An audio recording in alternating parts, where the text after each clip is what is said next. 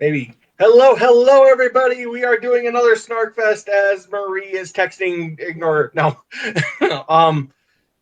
Yeah, today we are doing the last of the Star Wars movies, Return of the Jedi. Although, let's be real, this is not the last of the Star Wars movies. There is no way Disney is going to let this cash cow go to waste. So they're going to make more Star Wars movies. Let's just be real here. Although this is probably the last one of the main storyline, which is kind of sad, but hey.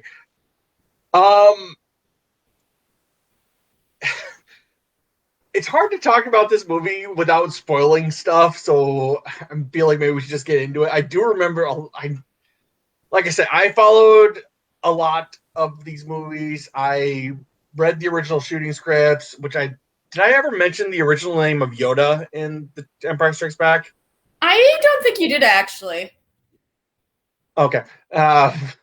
I'll do that when we actually get to Yoda in this movie.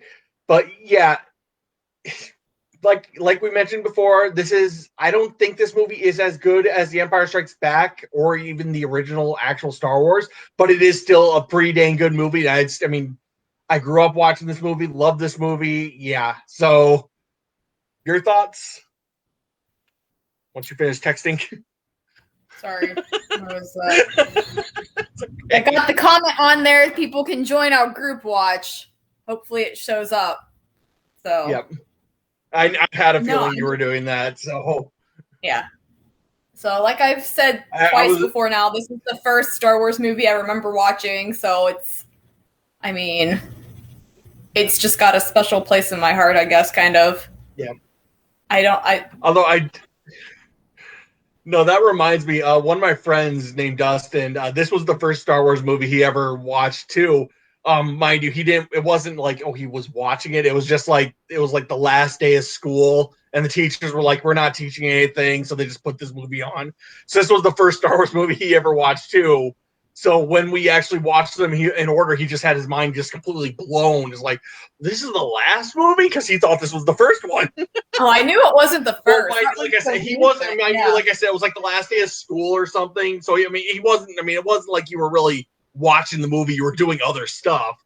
Yeah. Like playing Connect 4 or whatever. They just had it playing in the background. But yeah. Yeah.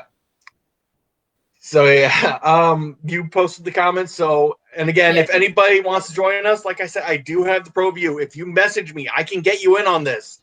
So yeah, I think it's probably just gonna be us two for this movie. Then we'll be bringing on some other people later on. So yeah. If everybody is ready, we will go ahead and get this started. Like I said, it's not really much we can go into without just starting the movie. So everybody, get your play button ready. What are you looking at? The light behind me. Oh, well, I just look over and you're just like, what the hell? Yeah, I don't know. The aliens are coming. I'm sorry. There we go. I feel better now. All right, fair enough. Well, like I said, it's... Well, no, I don't know. I forgot that I had two curtains there. I thought it was one solid curtain that was covering the window. And so when I saw the light shining through, I was like, what is going on? Clearly, I didn't have enough coffee this morning, so we'll see how this goes. Like you're about to be abducted by aliens. Just well, I should also mention, like Marie noticed when I brought her on, is like my camera's dangled differently. The light is coming in so bad through that window. If I have it angled the way I usually do, I'm just in silhouette and you can't see me. I'm just a black figure against pure white. It's like someone brought the light of Elendil to the show. Just so. That's funny. Yeah. I'm assuming that's your dog. That was my husband, actually. Oh. Fair enough. I just hear bang, bang, bang. All right. Any more interruptions your family has? Does your husband want to do anything else? Does he need to go work on the bang on the shed or something before we start? I mean, we can do a lot of things, yeah. Yeah, fair enough. No, it's fine. Got a very bad image. Just hit play. Very bad image. Play. Countdown, 3, 2, 1, play. Come on, let's just go. All right. I'm sorry. This is not going well. So let's just get into the movie. Everybody, 3, 2, 1, and play. This is a disaster already. That's fine. Well, like I've mentioned before, we're professionals, just not at this. So expecting us to be professionals at this is kind of ludicrous. Oh, you missed the joke I set you up for. Oh. 20th Century Fox. Oh, man, I just remember we need to do the X-Men movie set sometime. Yeah, Lucasfilm. Yeah. Which I remember they actually redid the Lucasfilm logo because it used to be green and now it's just silver. Oh, yeah? Yeah, and like the original actual VHS is actually... Is my music too loud? Thank you. Star Wars! I got a new sound bar, so I wasn't still getting used to it. Oh man, I don't think, is there anything better than getting a new soundbar and just like playing the music right off the bat? Oh, I love it. Luke Skywalker has returned to his home planet Tatooine. Yeah, and it's like, okay, yep, we gotta go rescue Han because obviously, I mean, you can't just leave that up in the air. Like I mentioned last week, I do kind of wish it was like Jabba the Hutt was like, like maybe it was like, oh, he needs to go rescue Han from the Emperor's son or something, tie it in a little bit more, but yeah. Oh, and then they started construction on another even more powerful Death Star, and it's like, okay, you're just gonna build another one, but to be fair, I was gonna say, I like too how when they ended the prequel trilogy, they showed that they already were planning on building the Death Star. So it clearly took 19 years to get that thing built. Yeah, but this one they got. I guess you can maybe consider that they still had a lot of engineering to do, which took a while, but they already had the mini model of and then you go and build half of one. Look at that. Yeah. 3 years. That's halfway done. That's almost done. All right. Or maybe, oh wait, no, I guess, crap. How many years is between the New Hope and the... That's what I'm trying to think about. 3 years? Because so maybe... like 5 to 6 years since the Battle of Yavin, and they've built this much of the Death Star. Yeah. But it took 19 years to build the first one. Although we do need to point out how we see all Star Destroyers all pointing up the same way. I'm going to allow the argument that it's because there's a planet right there, but in reality, if it were in space, you'd see one would be this way, the other would be upside down. It's just because there's no up or down in space. But yeah. Yeah. Now, my question has always been, okay, it's not completely done. We get that, but what parts still need to be done? Because it looks like, I mean, obviously they have life support in some sections. So right. What are they still building? Because we see later this thing works. So it's like, right? Like it's still we're just building the still completely operational. So why is it the shape and like form it is if it clearly doesn't need to be the complete sphere to be functional? Like why was it designed this way then? Yeah, that is. I mean, the only thing I'm willing to allow would be like, okay, they're still working on like the barracks or something. They're still working on, this is where the people are gonna live. Because right now the crew here is very much just we're building this. So, but yeah, and I do love how you look at this guy. He's like clearly nervous. I'm like, oh god, please don't kill me. I guess I'm also kind of intrigued that people are living on this thing. They're building it in space. There's no nearby like hubs. Like you would think there'd be like scaffolding. You think there'd be supply ships and everything coming up, or a space station. Or like the other option would be, why aren't you building it in modules on a planet somewhere and bringing it up in pieces? So like how we did the International Space Station. Yeah, like the partial construction of the second Death Star makes zero sense in reality. But I do like this part coming up here. It's like the Emperor's coming here. But hold on. I want everybody to pay attention to what he says here with what Darth Vader says here. It's coming up here. It's like, okay, I hope so, Commander, for your sake. The Emperor is not as forgiving as I am. We saw Darth Vader kill a guy for losing the Millennium Falcon, and that's forgiving. Yeah. And the Emperor, oh dear, yeah. Talk about a good opening for a guy. Seriously. Yeah, and back in Tunisia for the desert scenes, because why not? And again, I feel so bad for Anthony Daniels and Kenny Baker, because this is before the age of, robotics. So that's, Anthony Daniels in a freaking metal costume. God, that has to be so hot. I feel so bad for those two. Is it actually metal though? Because I know, like, the Tin Man and the Wizard of Oz is not in metal at all. It's not painted and they add sound effects. I forget what it is. I forget what the actual material is. I know it's not legit metal, but it would still have to be very hot. Yeah. Well, yes. Although I do love that. It's like, oh, there's no one here. Let's go. He just taps on the door. Oh, and this thing. Oh, this guy. He's a stick. I love this character. He's just a stick, but I love this thing. And obviously what it is there's just somebody behind the wall just going, moving the stick around. That's obviously all it is. But yeah, I still, like I said, I love this character, even though he's just a stick. I love it. Wonky. And he has a sense of humor. Yeah.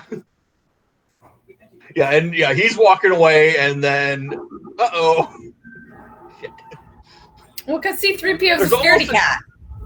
Yeah. He's like, oh, we tried, let's go. There's a moment of, and we do need to mention, you see how he actually looks up to see where the door is? That's because he actually needed to make sure he could walk through and not bang his head, because, well, Anthony Daniels, he's been in this costume so much at this point, he knows what he can see and can't see, and he can't see, he can see like this. He can't see much, so when he was doing that, it's making sure, okay, yes, I can walk through. Yep. Yeah. Although, to be fair, if I were in this situation, I'd probably be doing the exact same thing that C-3PO is, going, we're in trouble. We're doomed.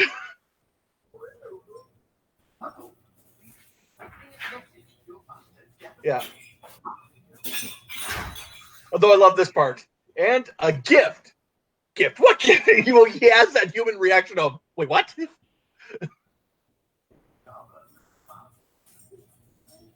Yeah. Now, I always thought he was saying, "May Jabba no bother," and it's like, I don't get it. I don't know what he's actually saying because he's speaking alien, but still.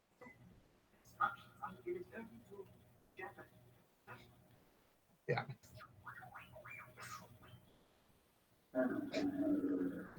Yep. And the Gamorreans. Yep. This movie obviously had a lot higher budget than the original Star Wars, which is why we actually see more aliens. Yep. Yeah, and Jabba the Hutt, who I thank God that they didn't redo all Jabba. Most of these things, they do go a bit berserk later, but most of these things you see here are still legit. The puppets and everything, you got Jabba, which is like 6 guys in a puppet costume all trying to hide from the camera, and some of them doing a very bad job because you can see some puppeteers, like you see like an elbow sticking out if you look carefully and stuff. Yep. Yeah, and it's like, play the message, you come on.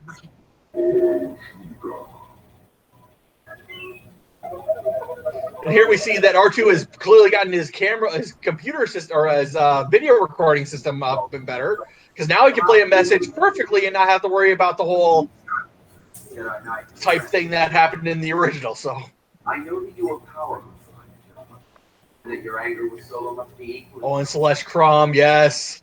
I seek an audience with your greatness to bargain for so as well. I've always been curious, where can you find the Salacious Crumb? Because there are no toys or anything of it. So if you got one, you have to specially order it. And it's just kind of, Talk about a toy that I really thought they should make, but they never did. What Wait, shut up. Both are hardworking and will serve you well. What other message would he play?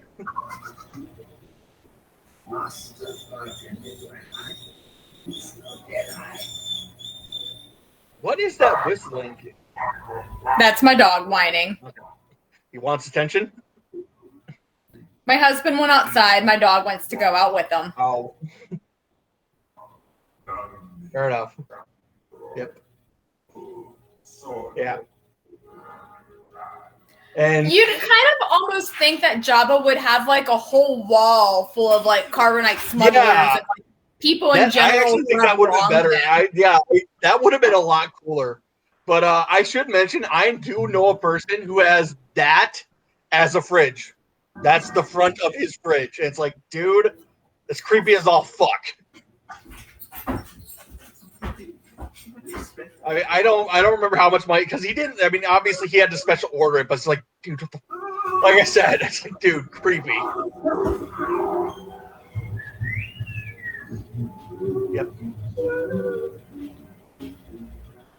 Oh, and this part coming up here is another thing that always gets me. Well, we'll see in a second, but yeah. Right here, we see this droid being turned upside down and the heat things being on its feet, and apparently that causes pain.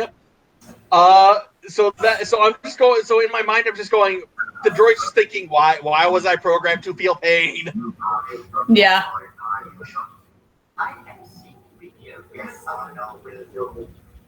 Yes. Yeah. I do love that. It's like, okay, can you speak this? And C-3PO tries to start this whole thing, and this guy's just like, shut up, yes or no.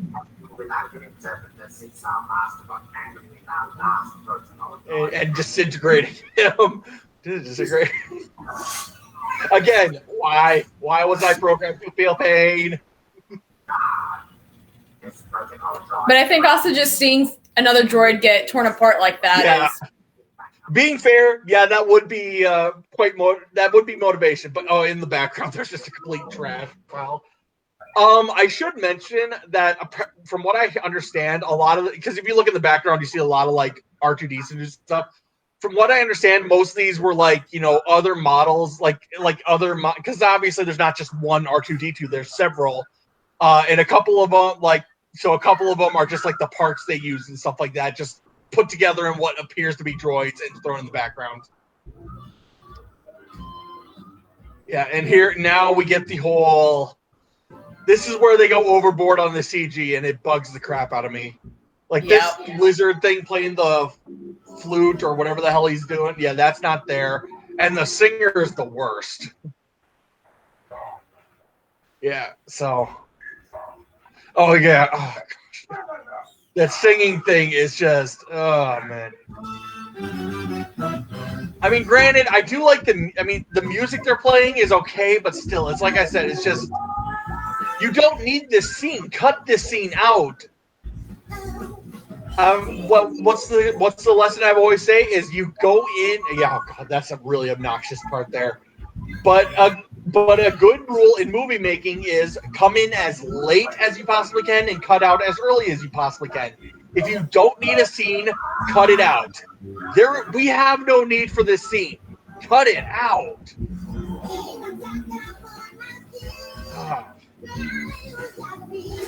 Yeah, great. Yeah, here, now we're finally getting to the point of this scene, and it's just to watch Jabba be a dick. Didn't they work this? Because obviously this singer was added in after, as you were talking about. But I think they made a Clone Wars episode about her, didn't they? Yeah, they did. They did. How to legitimize her, and I remember watching that and being like, nobody cares about this singer that George Lucas decided to add in the late 90s. Yeah, and it's just, I mean, because if I remember correctly, she was dating Jabba's nephew or something. Yeah, it's just there's no point for her, and it's just Well, like I mentioned in the last movie with the ice cream maker man, this character has no point to have a backstory about him. But he has an entire freaking backstory about him. And ouch. Yeah, you just got tossed and you died. And yeah. And Chewbacca, which this part always gets me because it's like, okay, you apparently have captured Chewbacca hostage, but his arms are clearly not restrained in any way. Right. So, but also, this is so timely. We just got these droids from Luke, who's a friend of Solo, and now somebody's presenting us Solo's Wookiee. Like, wow, what a coincidence. Yeah.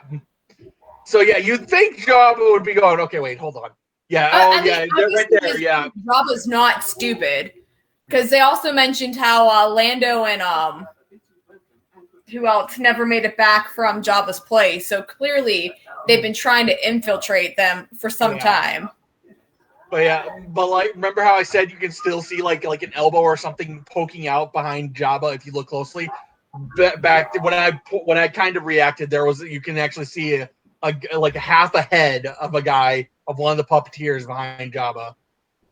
It's just like I said, when it comes to a puppet like this, it's like 6 or 7 guys, everybody hiding behind him, trying not to be seen. And it's unfortunately a lot of times it just doesn't work because you only have so much room. Yeah, I do love this part. It's like, okay, you're gonna give me what I want, or I'm gonna blow us all up.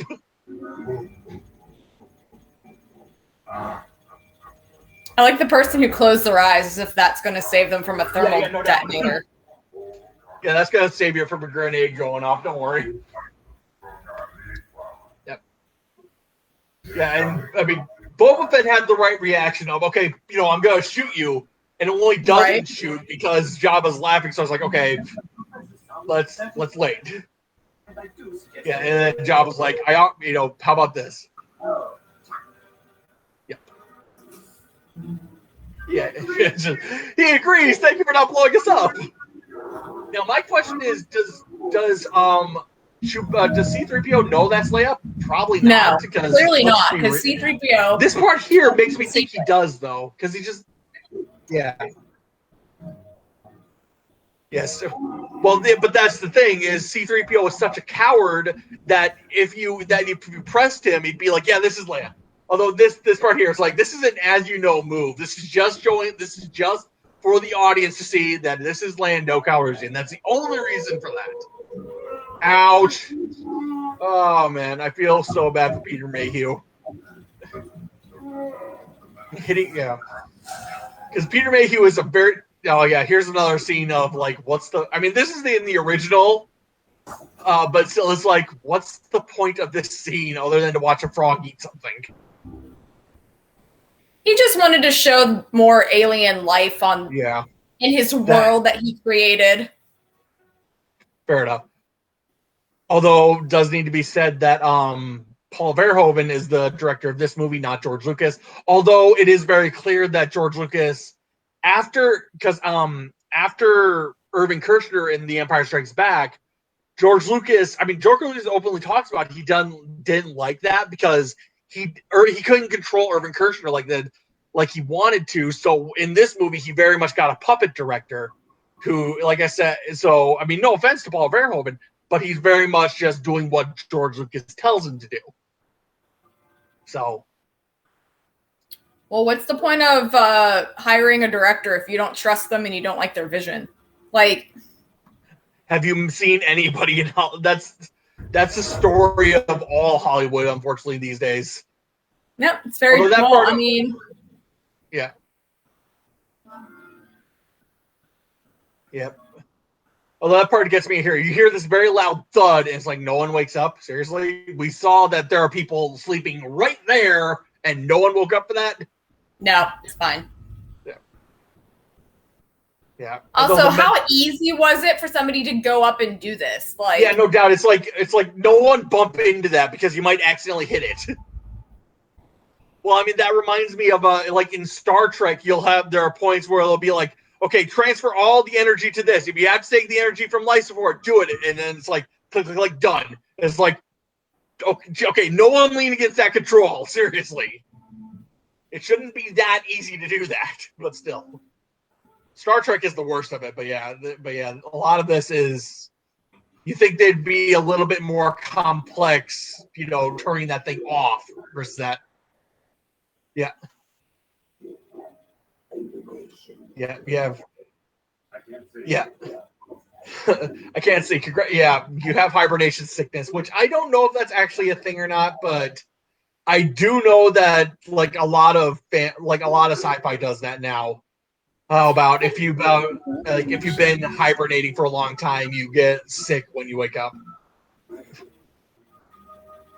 You should probably leave instead of make out with your boyfriend. Yeah. Don't make out with your boyfriend right now. Get him out of here. Run. No, don't sit around. No, run. Yeah, I know that. Again, yeah. Too late. Although, yeah, I do love how he's like, okay, Jabba. And then Leia has to turn him around to see because it's not my fault. Yeah. Yeah, it's too late, buddy. Although we should mention that for the remainder of this movie, Harrison Ford is clearly just phoning this role in. I mean, watch Harrison Ford throughout this movie. He's clearly phoning it in. He is not trying. Yeah, right there is pretty clearly, but yeah.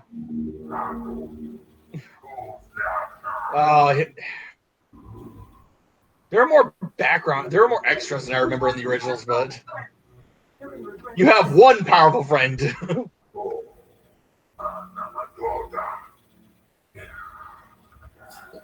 Yeah. Yeah.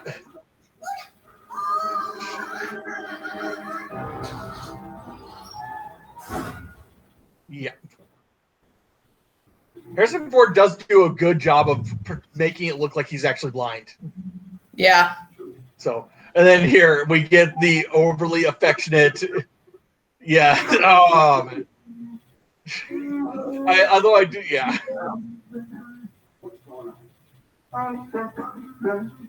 Yeah, Luke looks crazy. He can't even take care of himself. So yeah, Chewbacca knows the plan, obviously. Well, yeah. So yeah. I'm pretty sure everybody knows the plan except for C-3PO. Yeah. Even R2-D2. Yeah, it's just like, oh yeah, like I said, and here is like, okay, Han is actually Chewie's dog. Because of the way he pets his hair and stuff like that. Right, yeah. Yeah, Chewie's not Han's dog. Han is Chewie's dog, all right? Although this is a badass entrance. But like I said, Harrison Ford clearly phoning this movie in. Carrie Fisher is kind of coked out of her mind for all these things. From what I understand, a lot of this movie is just, doing their best to get a good take out of Carrie Fisher because she was doing cocaine so often, unfortunately. Although it does need to be said, Mark Hamill is clearly giving it his all because I think at this point, Mark Hamill thought he wasn't ever going to work again because he had just done so many shit movies. Like Big Red, I'm just like Big Red 1, Children of the Day. He was in so many bad movies that, like I said, I'm positive for this movie he's very much just giving it his all because, like I said, he thought, this is the last movie I'm ever going to do.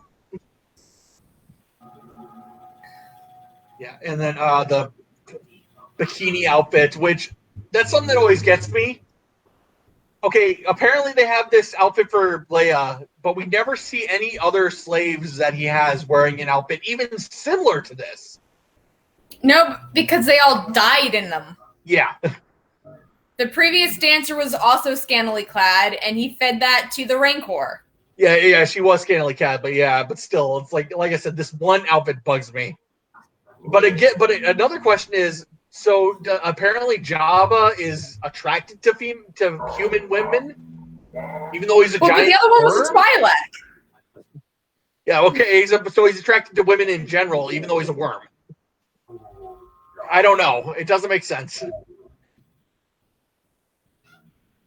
Yeah, and then this part here, he's using a Jedi mind trick and just throws him away.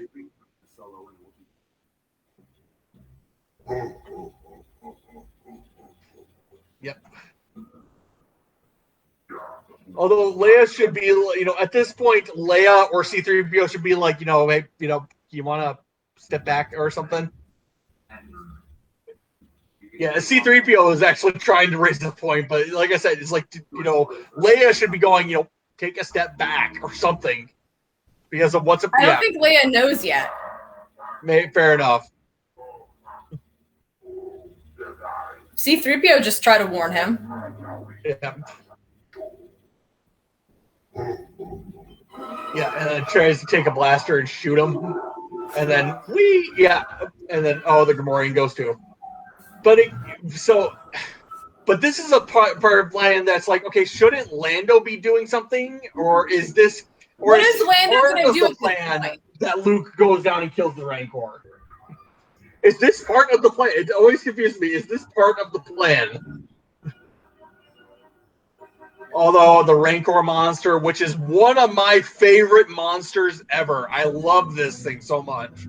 Have you been watching the Bad Batch show on Disney Plus?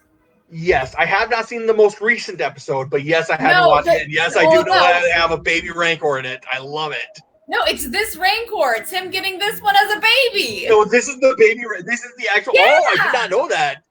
Oh, that is awesome. That's a cool tie-in. I like that. Yeah, I saw the baby Rancor, but yeah, I didn't know it was this specific Rancor. Yeah, and then the poor Gamorrean. Bye-bye. Yeah, that thing's got Yeah. Nom. Which it does need to be said that in the actual, or at least it was that in the expanded universe, Rancors were very much like horses in like their work animals, and like you'll even have people riding on their backs. And like I said, I love the Rancor so much. Yeah, and I do love it's like, okay, he's got a bone, so it's like, okay. And remember, R2-D2 is apparently right there too. But again, use the bone, yes. I like how the Rancor drops him whenever the bone gets stuck in his mouth, though. Yeah, it's like, dude, yeah. Although another thing is like he just cracks the bone instead of using one of his now free hands to just pluck it out. Yeah.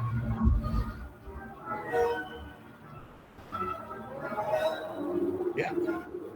Okay. Yeah, they did actually make it look better because in the original, it's a siege. It's actually added in post effects added hand, and it's clearly post in. Yeah, they actually made that a little bit tighter, so I do appreciate that.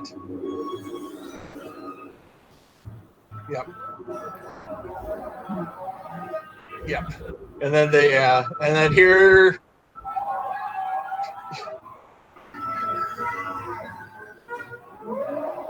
You'd think you'd need a key card to activate these controls, but that's okay. No doubt.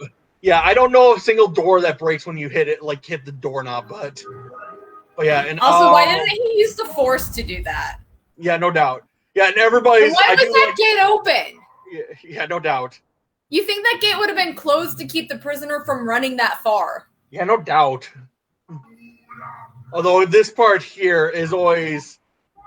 We get the Rancor trainer coming in. Yeah, the Rancor trainer just pushes past because this is his pet, and we get a bad. Like, I don't like this because we see the Rancor trainer is just heartbroken because now his pet's dead, and it's. Oh, I know. It's so sad because Although what I do like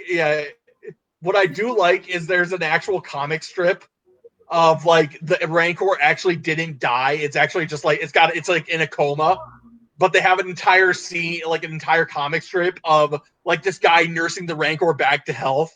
And it's like, oh man, if I can find that comic strip, I'll show it to you. But yeah, like I said, it's a weird scene of moral ambiguity to have the Rancor trainer to see. It's like because we see him reacting to it. I mean, even though he's a bad guy. Because he trained this thing to kill people, but how does the Rancor trainer feel that his pet died? I hate it. We don't need it in this movie, but yeah.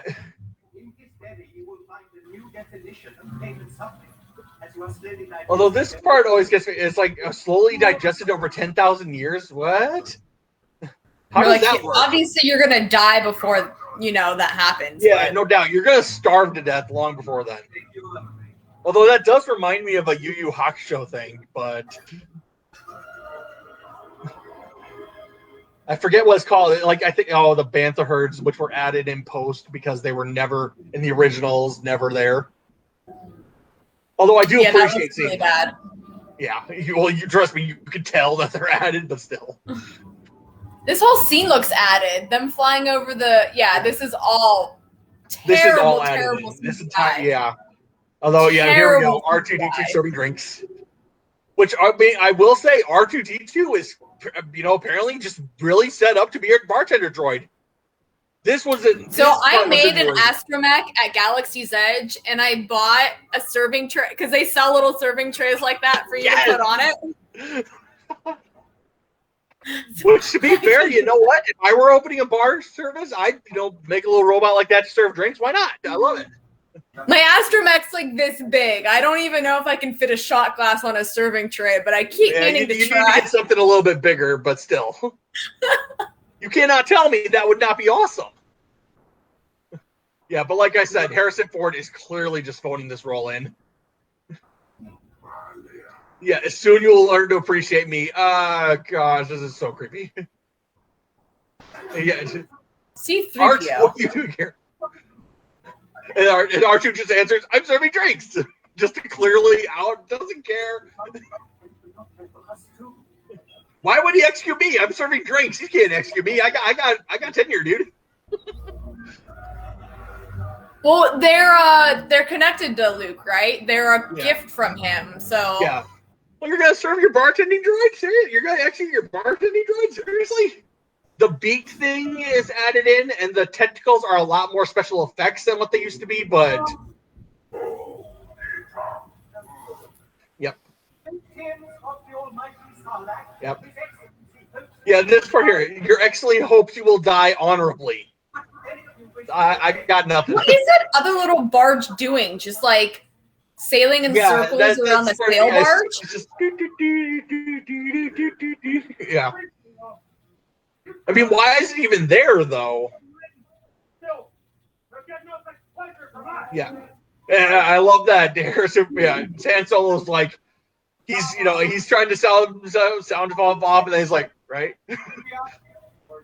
Why are their hands not bound? Like, I don't understand at all what's going on here. Mm-hmm.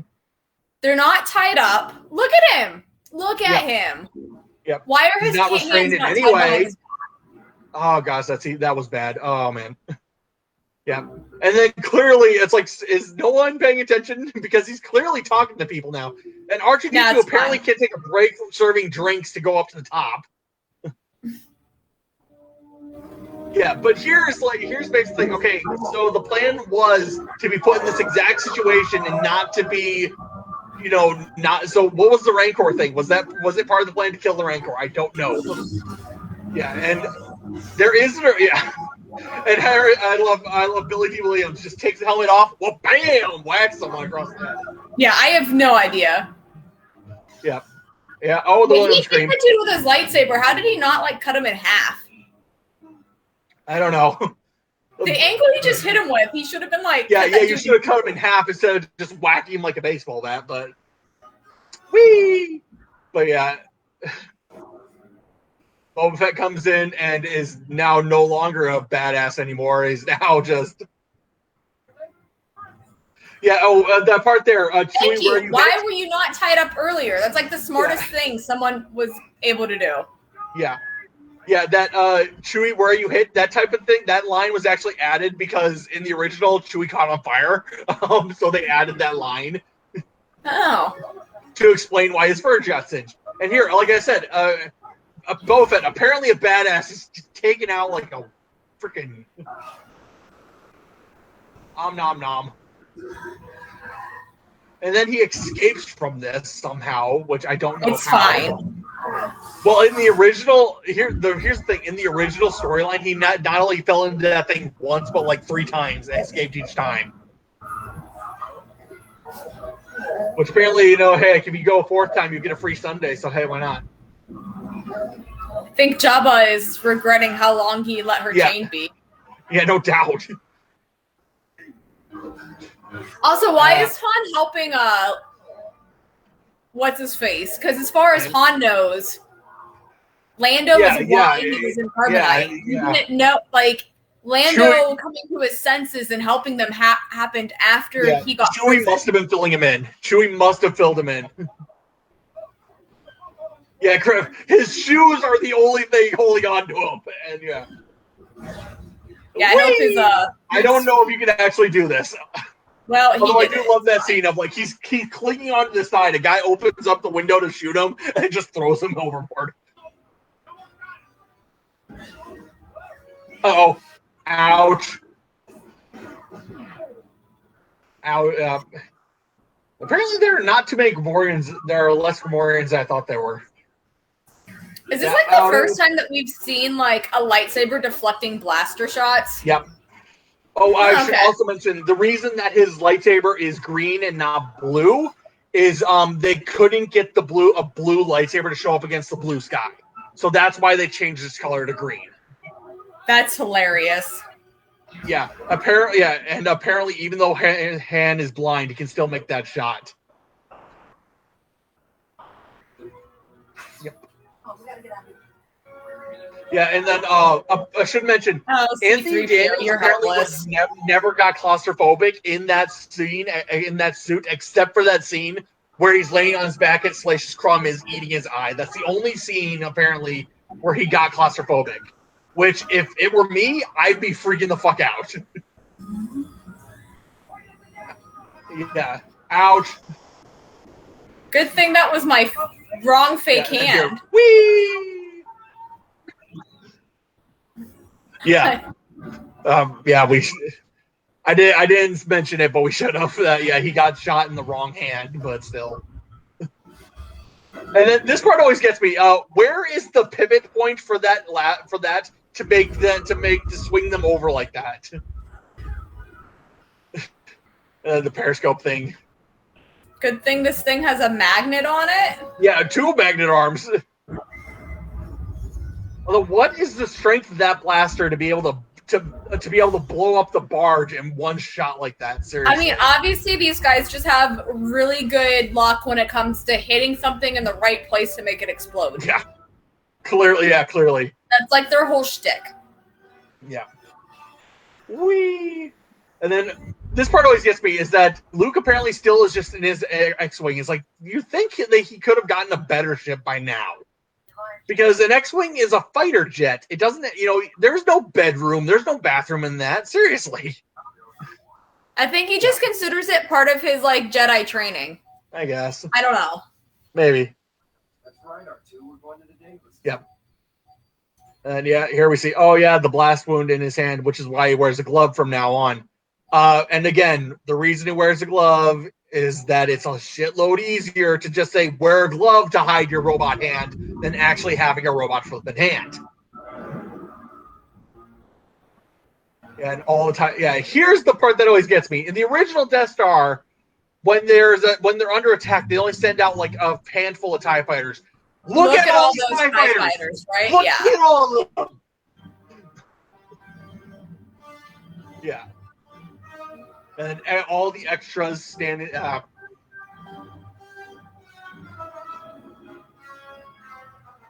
Yeah. Oh man. Everybody at 10. And I love it. Oh, what are your thoughts about the original Praetorian Guard? Those red guys. Do you have any thoughts about them? I've honestly never noticed them until the Rise of Skywalker. Fair enough. Like, in the Rise of Skywalker, when Rey and Kylo are fighting them, I was like, well, yeah. Where did these otherwise, guys they're just come background from? characters. Yeah. But that's what that whole trilogy did, was take random ass background stuff from the trilogy and give it importance that. Yeah. Here, patience, my friend. That part always gets me. It's like you're talking to him like you're like a friend. I don't get it, but.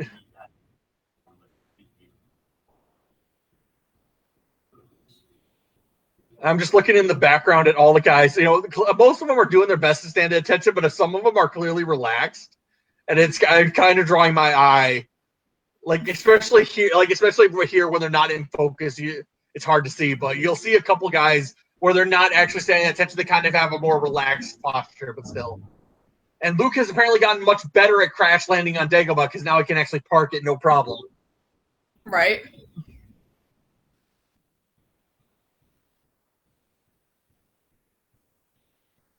Yep.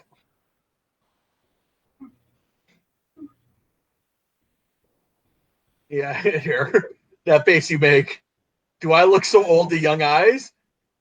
You're 900 years old. What specifically about you has changed from the last time you saw you to now? Although here we got an actual Yoda model where the eyes move and stuff like that. Because I remember in the original Yoda, the eyes don't move or anything. It's very much a standard puppet. Yeah, this new it's puppet they just got, like its his eyes arm can and actually yeah. move. Its ears are a little bit more articulate. Yeah. Yeah. So, but I remember there was a whole. I don't remember if it was for this movie or for the Phantom Menace, but they had to go back and watch the Yoda scenes, and they were like shocked at how little the actual puppet does. I mean, because even this puppet, it doesn't move much. It's just Frank Oz's performance makes you think it does. Yeah. But yeah, I should mention a lot of you can clearly see this is actually CGI because both arms are moving, both legs are moving, and there's no way you could actually do that with the puppet. But in the original, it's a lot less. In the original, they don't actually show him in the full body getting into bed. Yeah, and here it's like being a Jedi is apparently very easy because he had a very limited amount of training with Obi-Wan, and a very limited amount of training with Yoda, and apparently he's a Jedi. No, he's not a Jedi yet. Oh yeah, well, see, he has to, which should be pointed out in the original canon. There's the Jedi must complete the trials. This is Luke's version of the trials. So hey, let's just put that out there. Whatever. Yeah. I was gonna say something else, but my brain just went. Yep. Yeah. At this point, if I were Yoda, I'd just be like, just tell him, dude. He clearly knows. Why try to hide it? Just say, yeah. Oh God. And later we'll get into it, but. Yeah, and then just yeah, he doesn't want to say it. I get it, but still. Oh, the point I wanted to mention, because I didn't mention this when we did Empire Strikes Back, but there's a whole scene of only a fully trained Jedi could defeat Vader, and then like in the Family Guy part, they go, "Oh, why don't you fight him?" The reason Yoda doesn't go to fight Vader is because Yoda at this point is 900 years old. What do you want to do? Break his hip?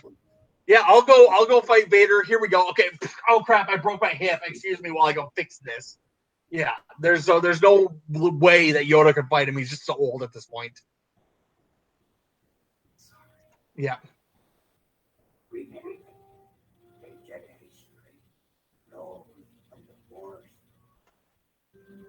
Yep.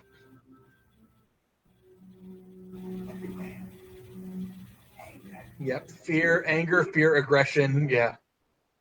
He doesn't give the whole speech of fear leads to anger, anger leads to hate, etc. But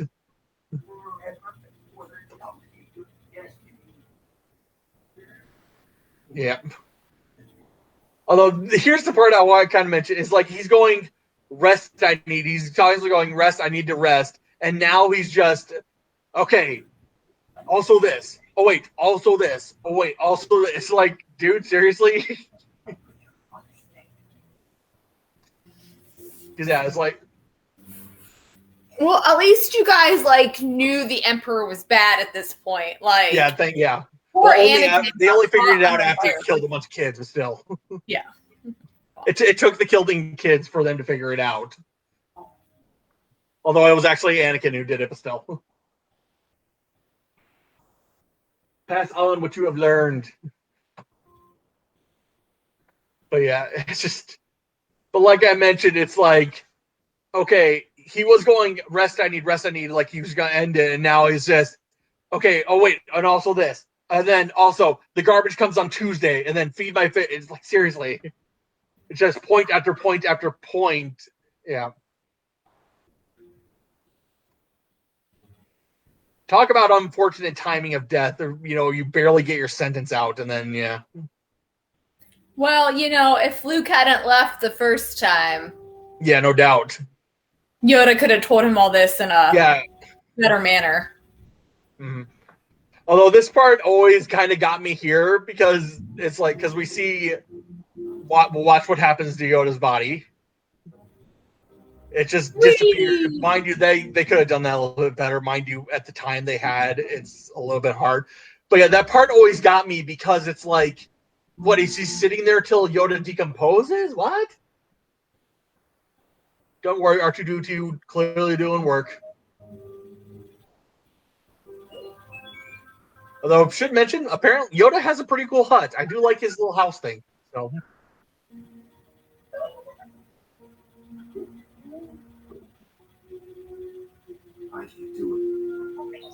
Yeah, although you have no relationship with him at all, you are having this issue that he's your dad.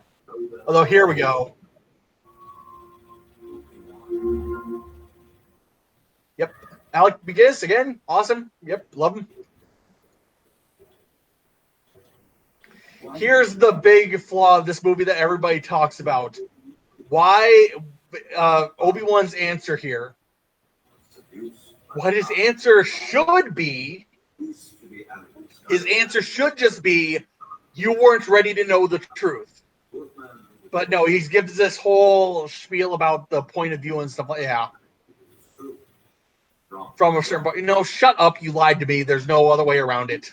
Well, that's what he's like. He's like, what do you mean a certain point of view? Yeah. Yeah, it's like, stop with the Jedi mumbo jumbo, speak plainly, all right?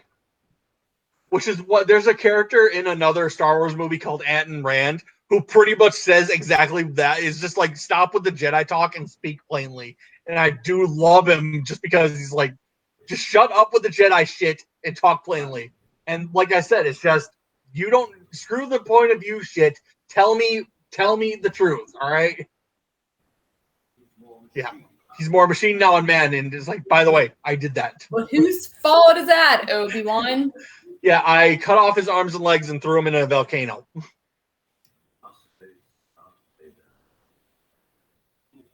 Yeah, and again, you have. Why are you having this whole I can't kill my father? You have no relationship with him at all, other than him cutting off your hand. All right.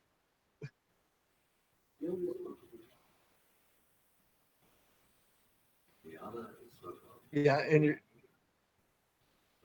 and then this part here. Who do you think? Yeah, again, George Lucas clearly not have this all planned out, but still.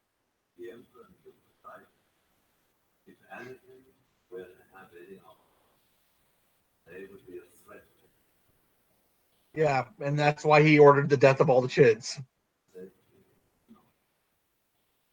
Yeah, and safely anonymous, but we left you with your father's last name for funsies. Yeah, don't worry.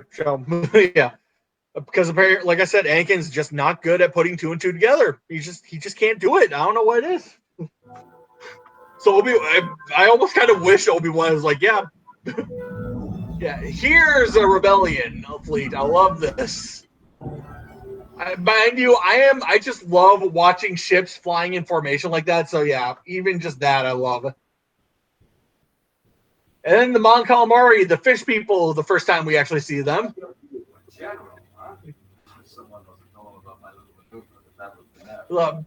I've always been curious. What was that little maneuver of the Battle of Tanab? I want to know. Well, if they ever made a sequel to Solo, I'm sure they would have had it.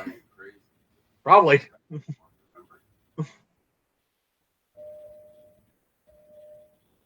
Yep. And again, all the extras love it. Yeah, the Emperor made a critical error, and then yeah. I gotta say, I do kind of like the briefing room design. We also looked at the weapon systems of this Death Star. Yeah. You sure about that, Mon Mothma? Yeah, no doubt. And yes, Mon Mothma is her name, who's apparently the political leader of the rebellion.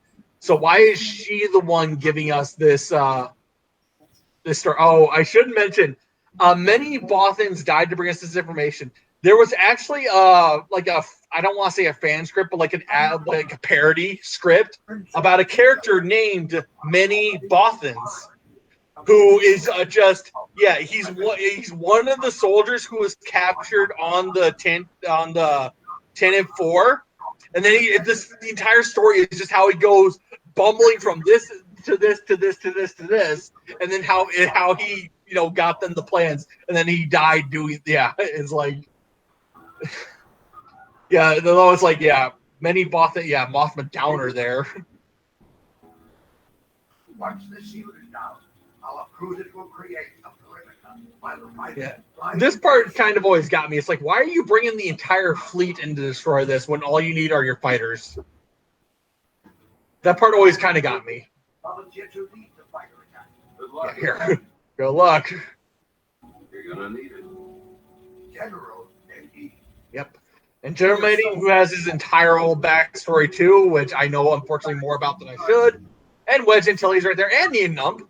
Strike team will land on the moon and deactivate the shield generator. Yep. Yeah, sounds dangerous. Yeah, by the way, you're doing it. Oh, this part here. Solo. I wonder who they got to pull it off, General Solo. I love Carrie Fisher's reaction there. Just that. That's one. General. But again, this part always gets me too. It's like, okay, Princess Leia is a political leader of this. Why is she going on a ground campaign where she could die? It's just like Star Trek. Why did Kirk go on all those ground missions when he's No the doubt. captain? Mm-hmm. And then sleep with all the aliens. Well, clearly that's why Kirk was doing it. Why Picard does it later is a mystery, but still. Yeah. Although here again, I gotta mention, I hate how they had the hangar set up, because there's no rhyme or reason to how the ships are there. They're just tossed in haphazardly, and I hate it. Yeah. You're like, how did these all get parked here to begin with? How are you going to get out? This is like a monster, park. It's going to take forever to get this sorted. Why? Yeah. Well, it's like, okay, if you ever go to a parking lot, there are clearly defined lines where you park. The reason for that is not only so everybody has a spot to put their car, it's also so everybody doesn't get confused about pulling out, so there's no cars parked behind each other. I was going to say, have you ever had a park in a field that didn't have things clearly defined and then try to get out the same time as everyone else? It takes 2 to 3 hours to get out. It's a pain in the ass. Trust me. I know. I live in South Dakota. Most of it is like that. And that is why I refuse to go to concerts at the outside arena in Pittsburgh after doing it once. It's why I refuse to go to Lifelight, even though I've been there once. And like I said, it's just shit. Yeah. You get yourself one of those awful parking situations once and you're like, I don't know what's worth doing this again. It's not. It's not. It's horrible. Oh my gosh. Here we go again. Whee! Yeah. But yeah, like I said, I live in South Dakota. I have unfortunately had to deal with that quite a lot, and it sucks. Like whenever the fair comes to town, or the state fair, oh my god, it is so horrible. Because here's the thing: more often than not, people will try to park in a more often than not, people will try to go, okay, people are parked up like this. Clearly, I can park my car here and whatever. The problem is, you get that one asshole who screws it up for everybody. Yep. I was gonna say, I know it. Like a lot of Renfests I go to, you're parking in fields, but some of them have people directing you where to park to make sure you get close enough to the person beside you. But it doesn't matter because once you go to leave, it's chaos because there's no defined lines. There's one entrance and it's only one car thick. Everyone just converges. Yeah, no, getting all of their fighter pilots out of that would be a nightmare. Like, The why only is it advantage of unorganized? having fighter pilots is that one can go super high, one can go medium high, the other can go this high, but still. It's gotta be it's gonna be bumper cars, basically, and it's just horrible. Yeah. Shuttle Tiberium.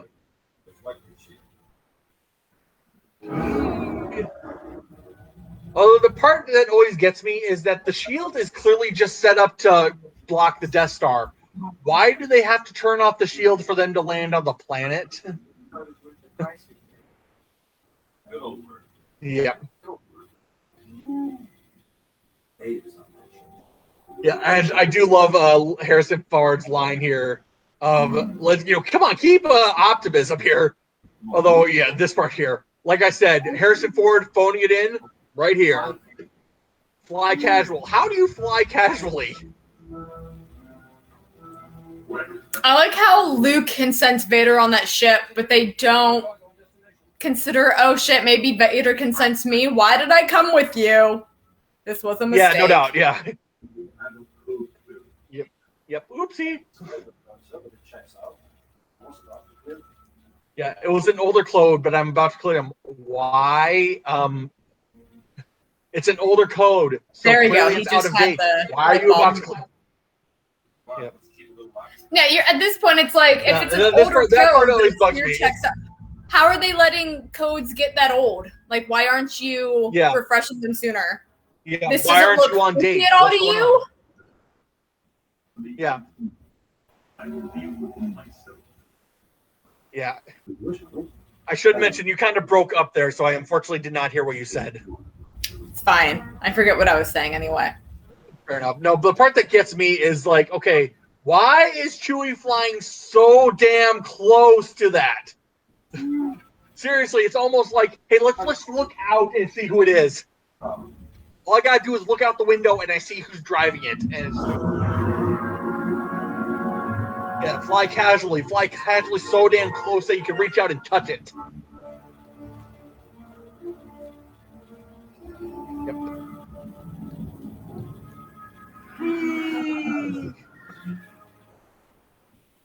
I've always been curious, how do they land that thing in the forest? Seriously. Were all those people seriously on that shuttle? Yeah, they're all hiding in the back. And apparently, one of them is Rex.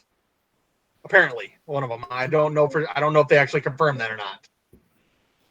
Well, yeah, obviously that's kind of we'll fun see though. Later. I'm pretty sure you know who I'm talking about. But yeah. What, did they CGI someone to look like Rex?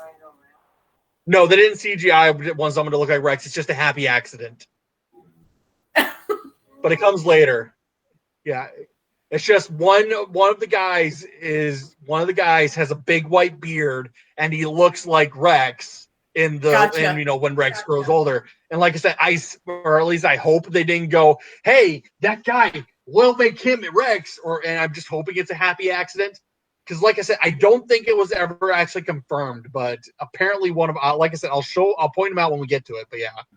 Well, I was gonna say, because at the end of Rebels, they like go through each character, right? And I thought they said that, I can't remember what they said about Rex, but I remember them saying that like Hera fought in Yavin and the Battle of Endor.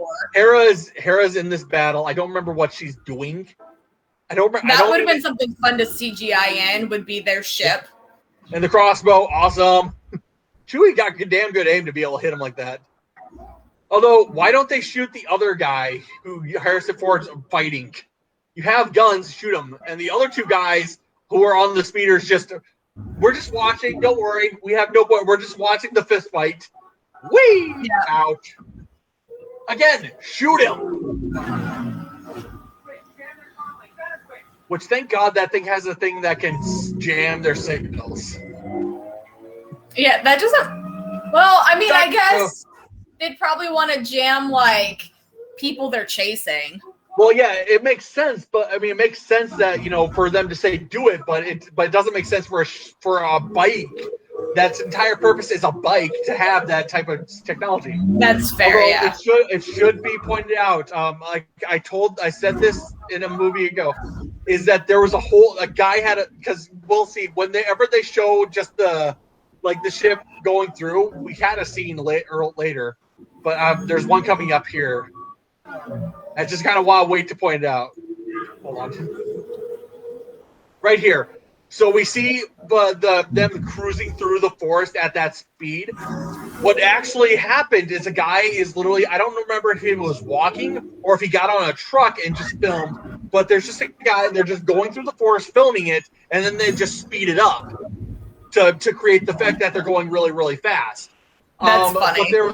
But there was a whole, a whole thing of like a guy, like they're working on the scene, and just a guy who was not part of the special effects department just asked, "So is that how you're gonna do the filming?" And then they're like, "Who told you?" Because it was a company trade secret. It was a trade secret. That's how you film it.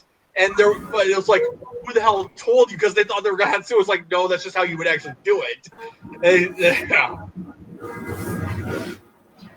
Yeah, apparently those things can fly pretty damn high because we see Leia coming, swooping in like that. Right. Yeah. And thank God someone gets the idea. Hey, maybe I should pull out my blaster and use that. Whee! Ouch. Pay attention, You should watch where you're going. How did you not swerve out of the way? Yeah, no doubt. You had time to yell. You had plenty of time to go, fuck! Which I will say, if you've ever been in a situation where you have to swerve a car going at insane speeds, it is terrifying. I've had to do it once in my life, and it's like, literally, I didn't hit anybody, but I pulled over to the side of the road just to go, because I was freaked the fuck out. Because yeah, it's terrifying. Because like I said, I was driving like 70 miles an hour, and I had to swerve like that. Oh, God, I was freaked the fuck out after it. And thank God you finally realized you have a lightsaber and didn't pull that out earlier. Whee! Although, I've always been curious. He cut off the stabilizer, which apparently makes it spin like a freaking bat out of hell. Which, thank God, the guy could hold on to it with it spinning like that. Yeah, and they're just. You think they'd be actually going to the shield generator instead of just chilling out waiting for them? Yeah, like how did you not have a rendezvous point set up in case something like this had happened? Yeah. Maybe this is the rendezvous point, I guess, but still. I do like how you see people coming out from the background, so they clearly did set up a perimeter. I don't like how the perimeter is apparently 2 feet away, but still. Yeah. Take this one ahead. Needed the shield generator 0300. See, there we go. That's a good that's a good setup there. Yeah. Yeah, and this part, another part that always gets me is like, okay, all these guys are wearing camo gear, but they still have a bright gold droid with them. And here we go, Warwick Davis. Wicket! Yay! Which I'm pretty sure I mentioned this to you before, but I do know a girl who is actually named Wicket. I feel bad for her.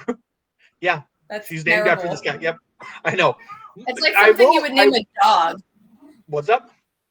I said I could see someone naming their dog Wicket, but why would you name a human child Wicket? Yeah. Well, Robin Williams' daughter is named Zelda. But that's at least after, like, I don't know. Yeah. It's a cute little teddy bear. I will mention, when she was a kid, she was very much, I'm going to change my name when I get old enough. I'm going to change my name when I get old enough. But now that she's an actual adult, she actually loves it because no one else has her name. There is no one else named Wicket. So, and being fair, I kind of appreciate that because you want to know how many people I know named Jacob? A lot. And it gets really freaking annoying. Want something to eat? Yeah, here we go. And this is this is not how this is not how wild animals work, but still. But I guess Ewoks aren't technically wild animals. They're supposed to be intelligent life, right? Yeah. So We should mention that apparently George had planned for these all to be Wookiees, but apparently they had set up that the reason that they didn't do actual Wookiees is because how many people do you know who are over 7 feet tall? I know one person who's over 7 foot tall. One. Priest. So good luck getting a bunch of extras who are over 7 feet tall to play a bunch of Wookiees. It just doesn't make sense. So what they actually did is we'll just cut them in half, and that way we can hire kids. So it's like if you're a developer on this movie and you had a kid, they're probably in this playing a Wookiee at some point.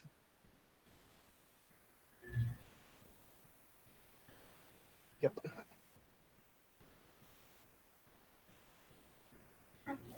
Yeah, speaking Ewokies, just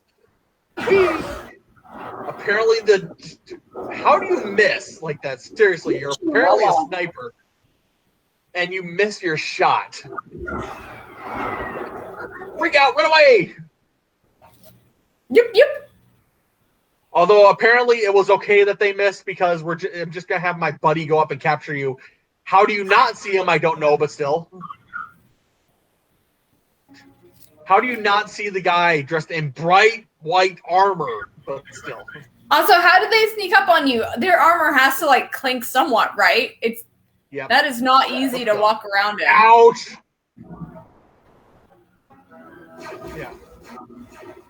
Crash. That was a good shot. Again, just knowing where to hit things so that it blows up. Good to know. Yeah.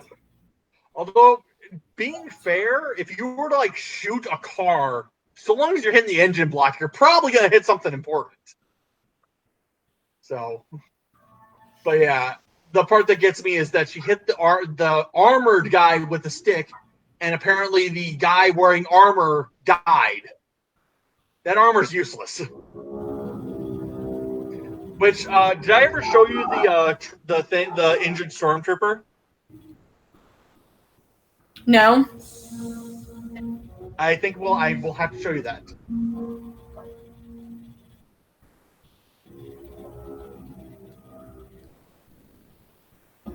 Yep. And apparently they have an office for the Emperor on the Death Star, which always kind of gets me. I don't think our modern day aircraft carriers have an office for the president, but I don't know. That does remind me, the USS Iowa. The USS Iowa has an elevator, and the reason because none of the other Iowa class battleships do, but the reason the Iowa does is because FDR, when they were building that ship, they were planning the Potsdam Conference where FDR would have to go overseas. So how do they get the president to go up and down floors? When he's in a wheelchair, they add in an elevator. Which reminds me of another stupid little story, but I won't get into that because it takes a long time. And hey, cat's tail! Well, maybe they knew the Emperor was going to come in, so they decided to give him his own suite. Or maybe this is supposed to be a tactical room, and the Emperor just took it over for the time being. I'm sorry. You looked like an Ewok there for a second because your cat's tail came right up. I had two cats on me. No, that was Zeus coming to get Percy off my lap so they can go have lunch together. Not even kidding. No, I'm sorry. It's just like I said. I just look over. It's like I'm co-streaming with an Ewok because the cat's tail. Yeah. Oh man. Yeah. They found the Rex speeders and Leia's helmet, so now, oh crap, Leia's dead. Which is exactly why you don't send your political leader on an assignment like this. Yeah. Yeah, and then this part here.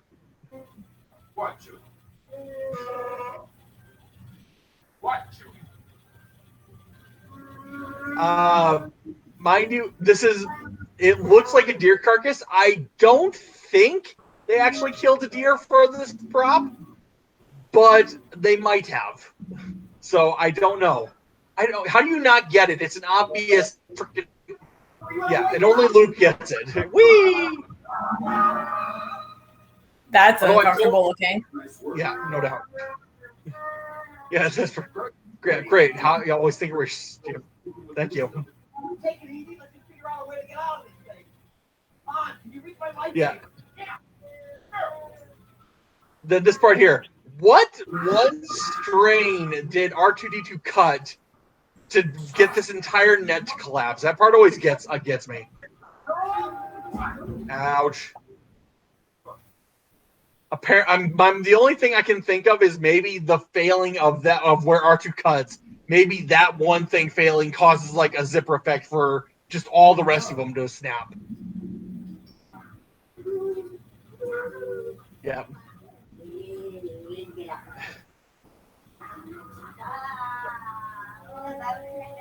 Yeah. And this part here where they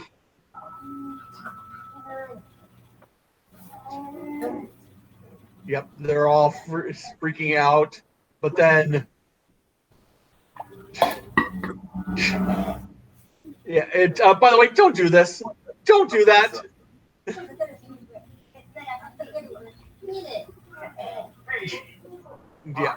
Yeah, don't shoot the little teddy bears. I know you want to, but don't.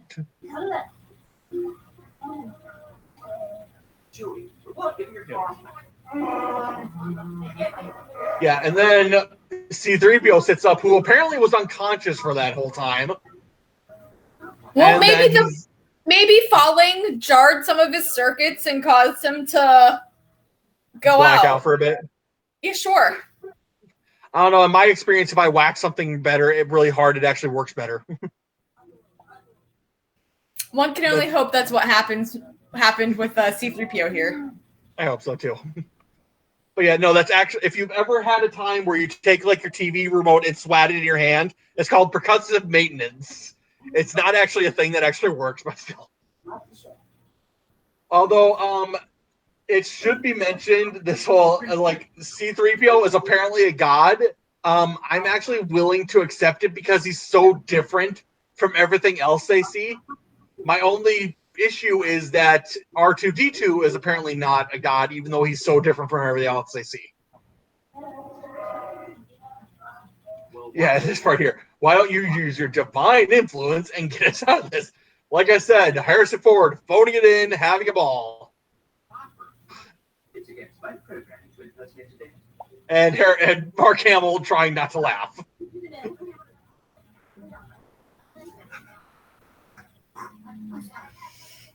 Yeah, my mistake. He's an old friend of mine. Yeah, he's not your friend. You hate him. I like how they have R2-D2 tied up. R2's probably like, oh, this is so nice and I don't have to like use my wheels over this crap. Yeah, you just carry me. Oh yeah. It's have fun trying to cook me over a fire to eat me, guys. Yeah, no doubt.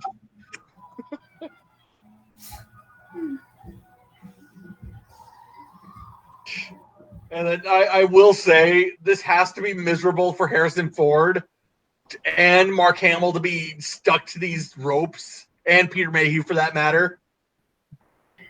Gosh, that has to be miserable.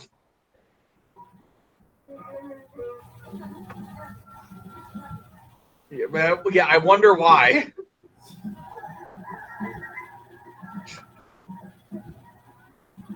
I like how the chieftain took Luke's lightsaber and is using it like a little baton.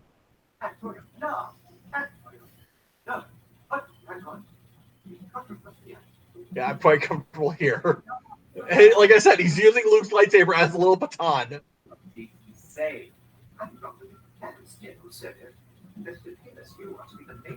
Thank goodness, in my honor. Maybe you should do something about that. Yeah, you should probably stop them from eating your friends. And yeah, Leia comes out with her hair braided. That's the part gets me. Did the Ewoks braid her hair, or did she do it herself? I'm gonna go with that. The Ewoks probably did it. So they have fine courses in hair braiding, I guess. I don't know.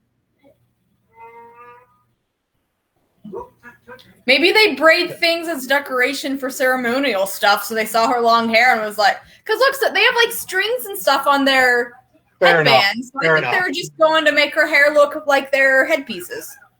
All right, I'm gonna go with it. Fine. Yeah, we'll go with it. I'll buy it. Yeah. And then this part, I do love what Luke does here because this is just awesome. Which, to be fair, if you could do this, if I could do this, I'd be doing it all the damn time. All right. Granted, if I had this power, I'd be an asshole because, like, oh, you cut me off in traffic, you're off the road now.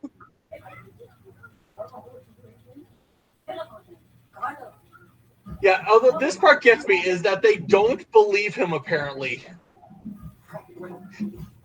Yeah. What's that gonna do? Seriously. But yeah, here we go. It's just Han being Han.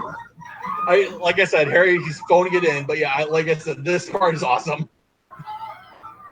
I like the little baby Ewok hiding. Yeah, the baby, yeah, which is a little puppet, but yeah.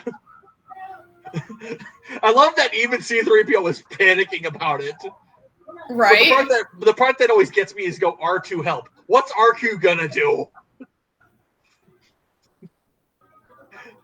Yep. Ouch. Oh. Although I do love this part here. You hit me with an axe? Well, fuck you. Zap. Yep.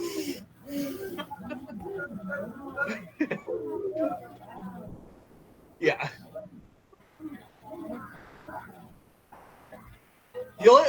We should mention, but every time we see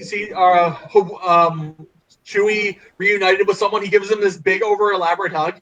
He doesn't do that with Leia for some reason. That always kind of bugged me. I think he should probably have afraid this he's gonna crush her because she's so freaking tiny. Yeah, fair enough. But yeah, I do love this part here. Is that we can just tell by the context of what C-3PO is saying and what he's doing. Is that what he's doing? He's telling the Star Wars story up to this point, and I love it.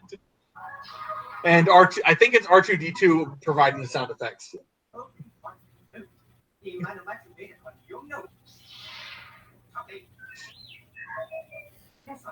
Yeah, it's just yeah. Although that part always gets me is like, what's he acting out there? I'm not sure.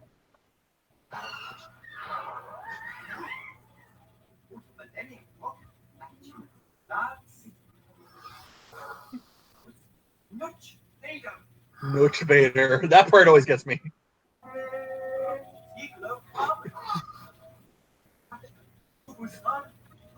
Which, mind you, I love that. He's got a little pet now again.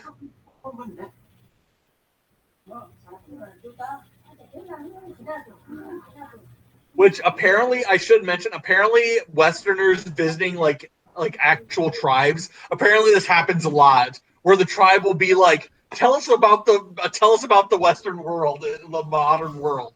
So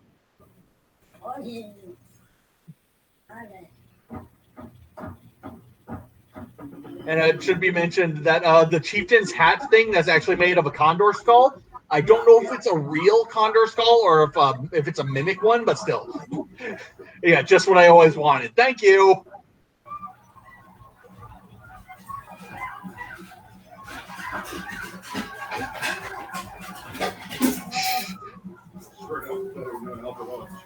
Yeah, thank you. Short help, barely no help at all. It's got this little hugger on his leg. That's just no way. Good. How far is it? Yeah. And this part here, like I said, Harrison Ford phoning it in just.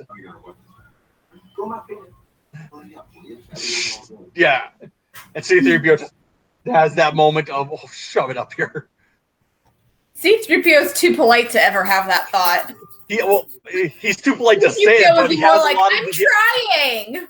Yeah, he's too polite to ever say it, but he does have a lot of moments where he just looks back.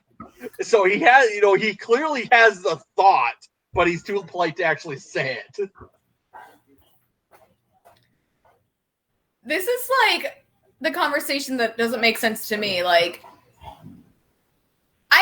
What was the original plan for Padme Amidala if Leia kind of has memories of her? Like, if Anakin knew his wife was still alive, how is he not keeping tabs on her? Yeah. Like, I think at this point, mind you, I Oh wait, did they? At this point, I think it was like that they planned for Padme to be alive at least a little bit of time into their lives, like for her to actually have memories of her.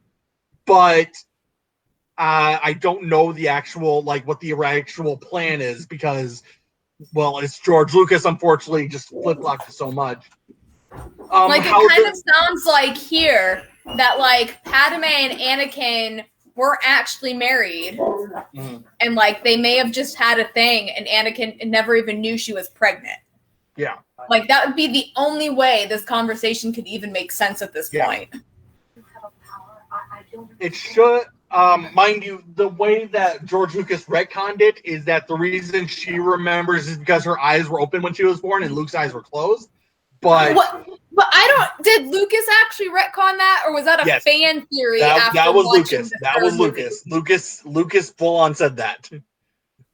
So, yeah, I know either way is stupid, but yeah.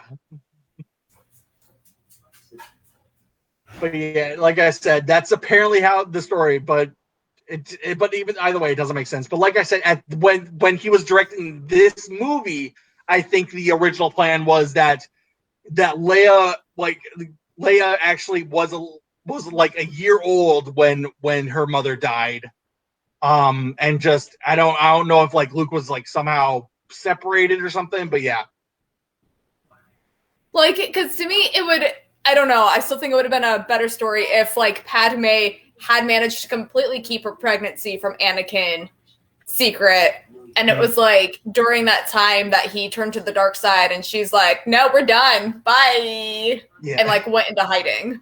And like, yeah. Like faking death and going into hiding. See that actually. Instead, they like I said, I don't like the third prequel movie. I don't like the story they went with. And it's awful. Yeah. It's awful. Well, I mean, the story I kind of always liked is that she came to terms with her pregnancy, gave birth, but the way I would have had it is that Anakin thought that Padme and both his kids died, and that's what led him to the dark side. That's how I always thought it should go. But like I said, that's just me. But yeah, but no, because like that when he would have to go to the dark side while she was alive and before giving birth. Otherwise, like it would make less sense. Like, because if he was still a good person when she gave birth, then what would be the point of hiding the kids from him? Like, well, like I said, I wasn't saying that they're hiding the kids. I was saying that he thinks the kids died. But why would you fake a death and do all that unless? No, it wasn't. They didn't fake the death. Like, I'm just like I said, I never actually thought up a story about just real quickly. Padme was on a starship that was attacked by separatists. Her starship got shot down. She managed to get Luke and Leia into escape pod and shot them away, but she ended up dying. Obi-Wan found the escape pod. Like I said, this is just me telling you. No, that's too much of a. I mean, that's like I said, much of a stretch is what they went with. I don't know. Like I said, I always feel like Anakin, like Padme should die, and that leads Anakin to the dark side because, like I said, having lost someone very dear to me, yeah, there were times where I've had very, very, very bad thoughts of, what the hell is the point? So like I said, that's just me. But I mean, like I said, your idea, I do like your idea a lot too, though. Although, like I said, I always just found his descent to the dark side way too quick, and I just think it should have been slower. Yeah, but you're right. Maybe like them dying, like everyone thinking they died thinking Padme died in a crash would have been enough to set him off. And they find out after the fact she's alive, but at that point it's too late and they don't want to risk it.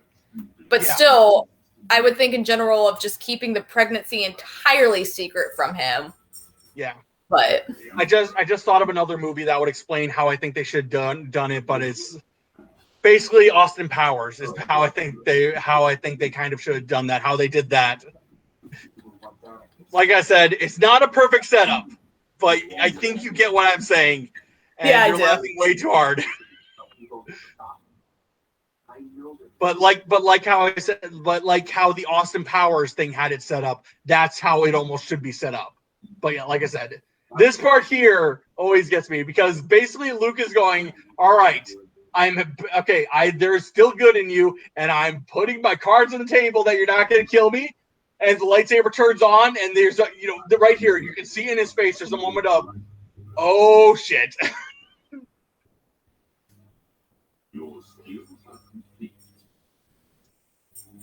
Which I should mention, there is an actual cut scene of Luke actually constructing the lightsaber, which a bunch of fans have remade into actual fan cast of that script. So if I'll try to send you that if I can find some. But yeah, okay.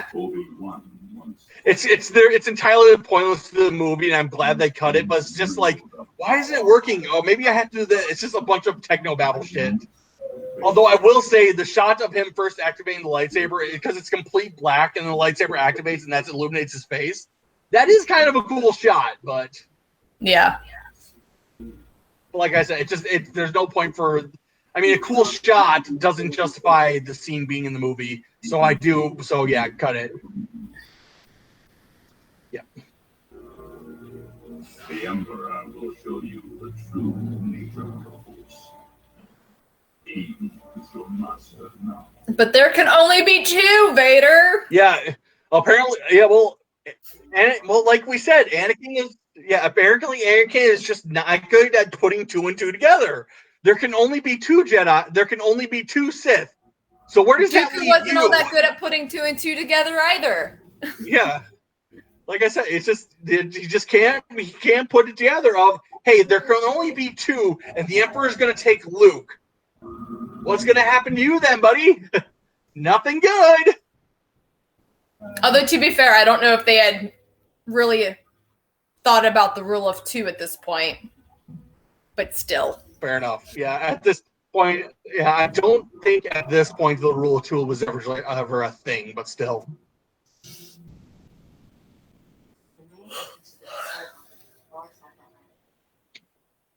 Yeah, the main interest is on the other side and the far side, but yeah, Chewie and I got to a place is a lot heavier regarded than this. Really?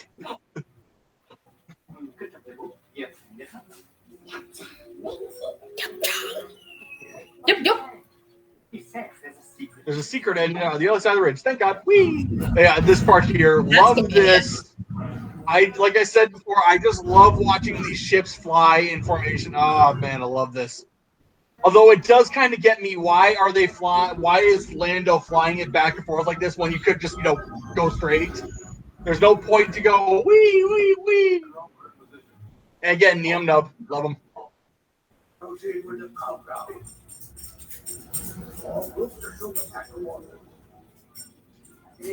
Yep.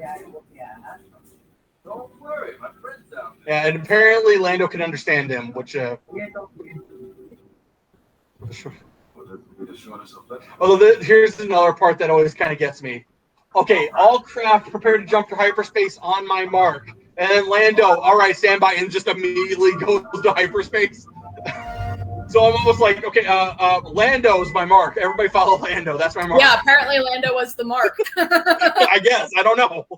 But yeah, it's like all jump to hyperspace on my mark, and Lando just goes. And then I just was like, okay, Lando's my mark. Everybody go. Okay, now we're coming up to the part here where, like I said, Rex is shown. And like I said, I'll point it out when we get to it. It's coming up here real quick. What are you? Yeah. Yeah, and we'll do it real quiet, like I'm sorry. Yeah, this part here. Our furry companion has done something rash.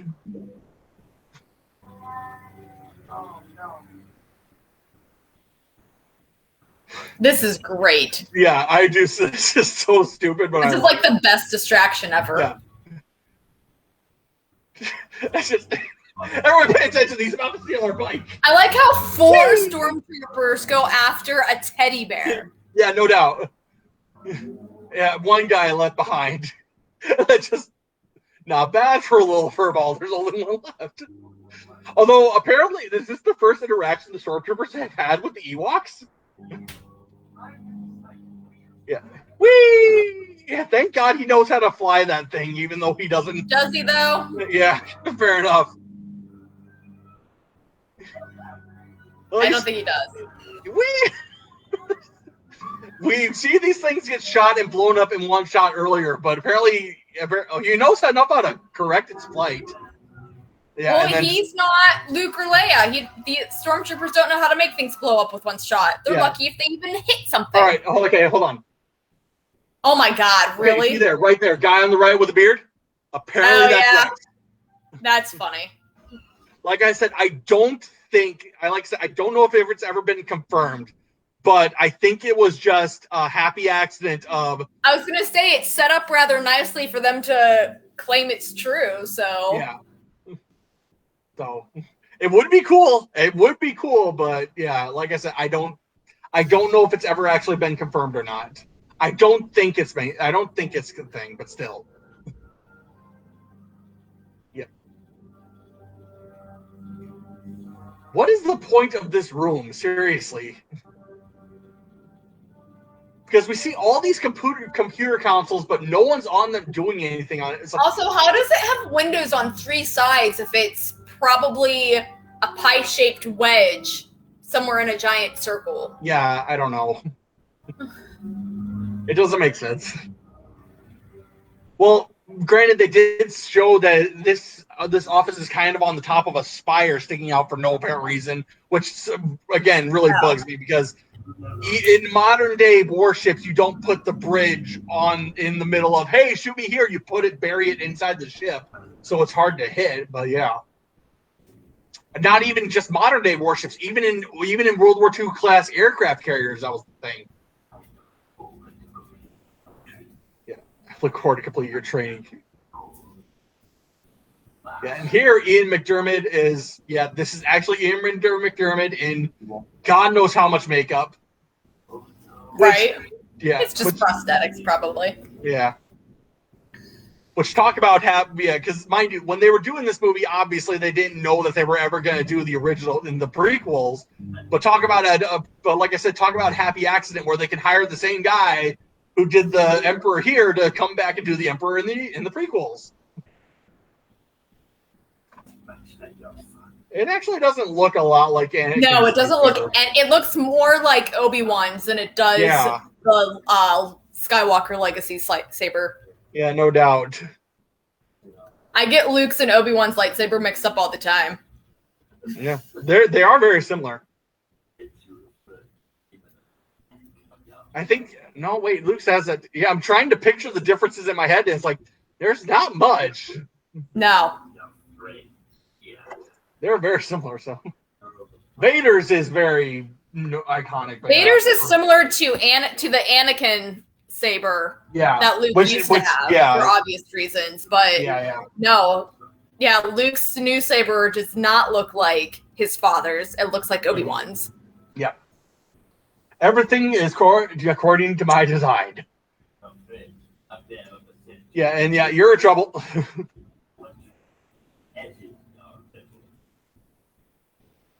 This.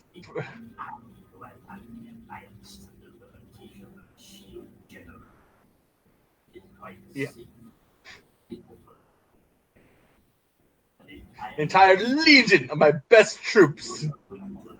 And here, this part is just. I do love how he's feigning sympathy because it's almost like, I'm really sorry, dude, but.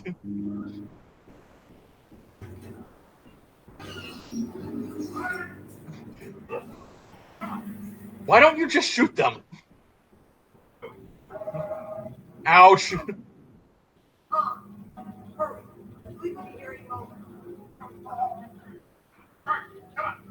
This part here. Wait for it. Ichiwawa. Yeah. He almost sounds like a Jawa when he says it, but this part here. Just chuck the charges at the guy and throw him into the reactor. Why not? Gosh.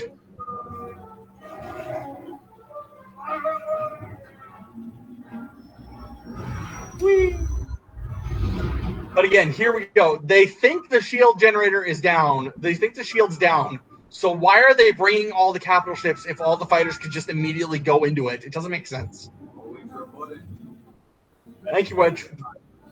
Which should be mentioned, Wedge is the only pilot to go to do the Battle of Yavin, Battle of Hoth, and Battle of Endor, and to survive. Right. I think the Y-Wing pilot, I don't remember because I remember we talked about the Y-Wing pilot who survived the Battle of Yavin. I think he died in the Battle of Hoth, but I don't actually remember. Yeah. And here, how could they be jamming us if they don't know? Oh, shit. It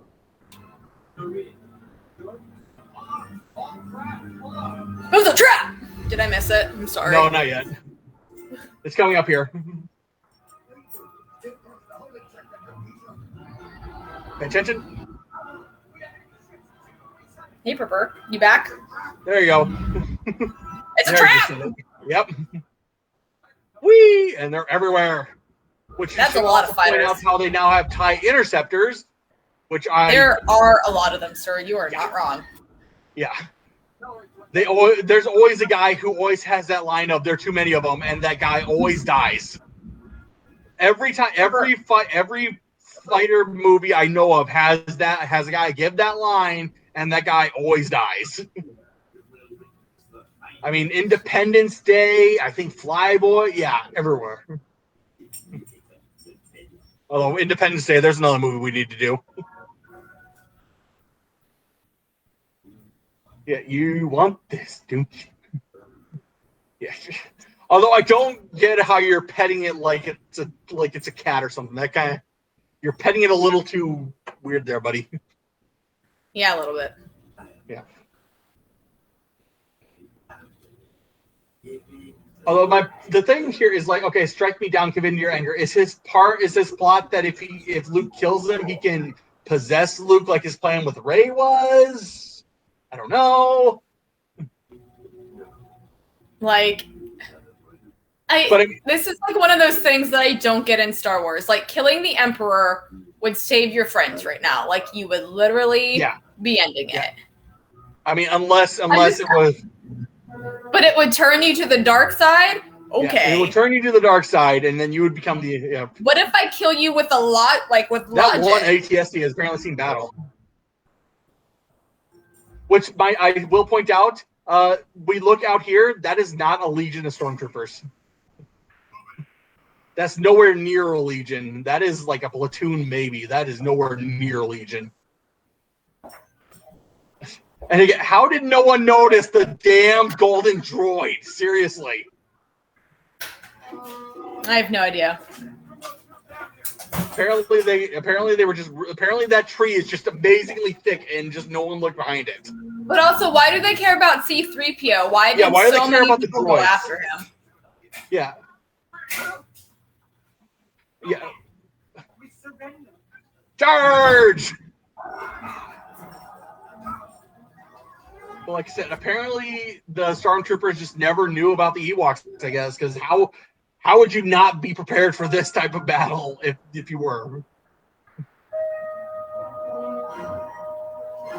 And bows and arrows apparently can defeat stormtrooper armor.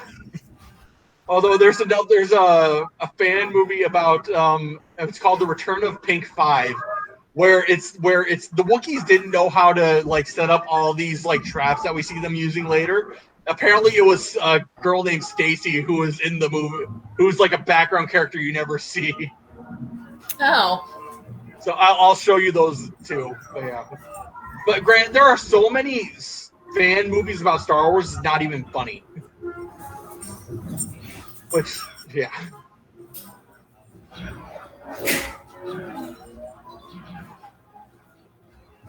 Which I should say, I don't know if they still do, but when George Lucas owned Star Wars, there were actually awards about these fan movies and stuff like that. So there are a lot of them, and they're like I said, they used to hand out awards for them too. I don't think they still do, but yeah, the glider. Ouch. Yeah, he's dead. This part always gets me. It's like I get the plan, but I don't see how you thought this would work. Why don't you just tie the rope to the tree? That way it would trip on the rope, and then the trees are holding it back. Yeah, I don't know what they were thinking with that either. Which, to be fair, mind you, I don't mind that these knock the stormtroopers out, because if you ever get hit with a rock at the end of a rope, you're down. I don't care if you're wearing armor or not. You're out. It's gonna hurt. There's a reason slings were used for so long in ancient warfare, because they work. Ouch.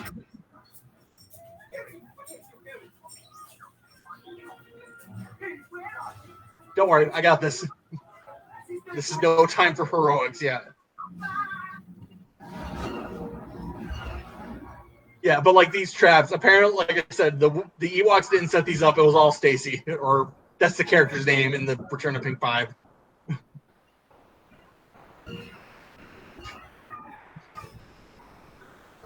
What are you doing, dude? That Ewok on the thing's foot whacking like, what are you doing? He's giving him a very bad case of sore toe. Yep. I'm making you stub your toe. Haha. Ouch.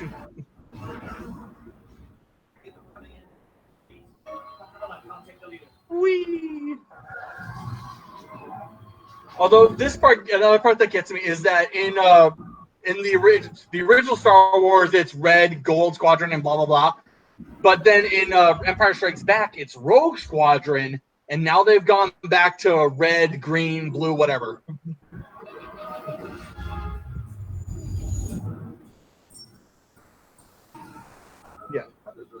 Yeah. This part always gets me too. Is like, what are the Star Destroyers waiting for?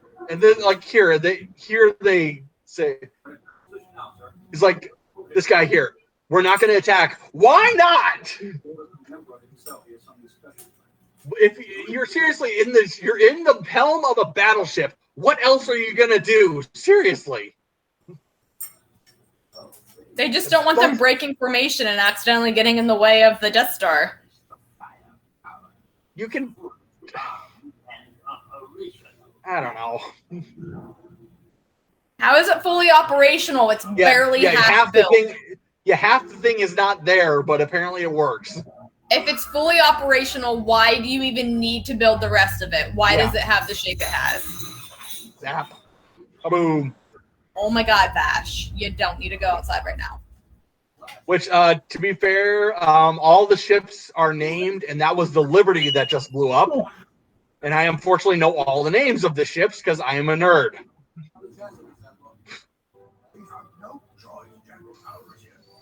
We can't repel fire of that magnitude.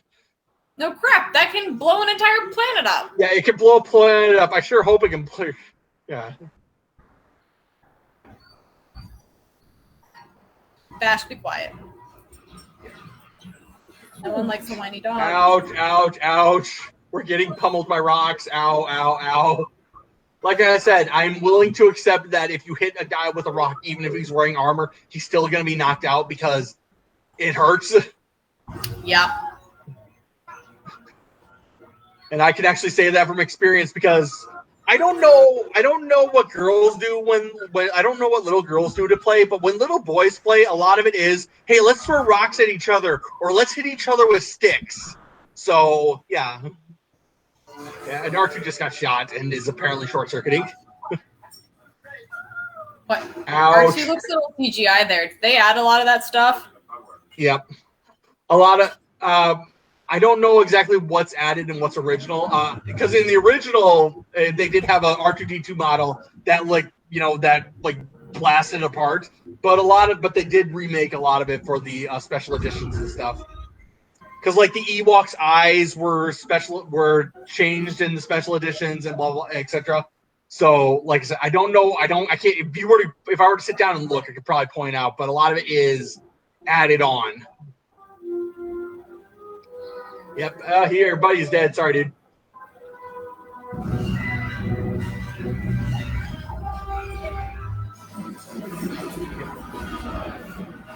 In the ship, I will say the ship's blowing up. Not exactly good, because because what it is there's a model, and then when it blows up, they pull the model. The model disappears and it's an explosion. Which, to be fair, at this time they couldn't really animate animate a ship blowing up. Yep. Yeah. And this guy apparently just suicides this thing into a craft because, granted, it's hard to say if he suicided it or if he was just had no control anyway, but still. Right. Yep. I will not be your apprentice. Yep.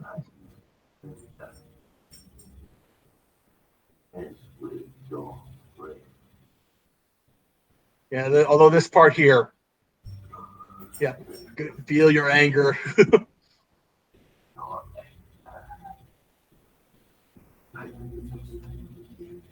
Yeah, you're defenseless except for your 7-foot-tall bodyguard who's standing right beside you.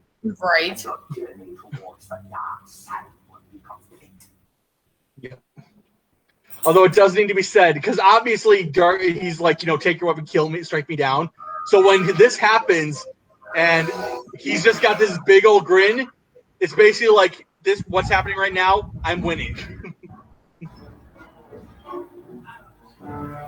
Yeah. Yeah. Oh, and here we get the Tarzan yell coming up here. There we go.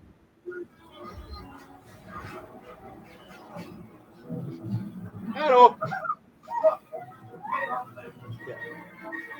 Why would you go out? Yeah, I don't know. Yeah. That seems like a dumb idea. Although this part here, I will mention, it's Peter Mayhew is usually the guy in the Chewbacca costume, except for this scene here. That's not Peter Mayhew because Peter Mayhew is not exactly very coordinated because it's very hard to be when you're so tall. So when the thing starts moving with it on that's actually a stunt double because if you did that with Peter Mayhew, he'd probably fall off. So I know that scene. I know that wasn't him for certain. That wasn't him. That was a stunt double. Yeah.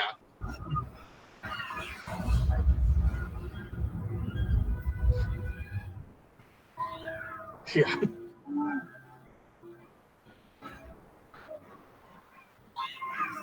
And just he's got this. No, you don't touch this. I know what I'm doing. Ouch. Which so stormtroopers there. You see it. You see a walker shooting at you. Take cover. Although I do like how one of the Ewoks is carrying a blaster. You'd think they'd all be carrying like blasters now. But yeah, here, stop running from the walker and just take cover. It's gonna blow your ass up.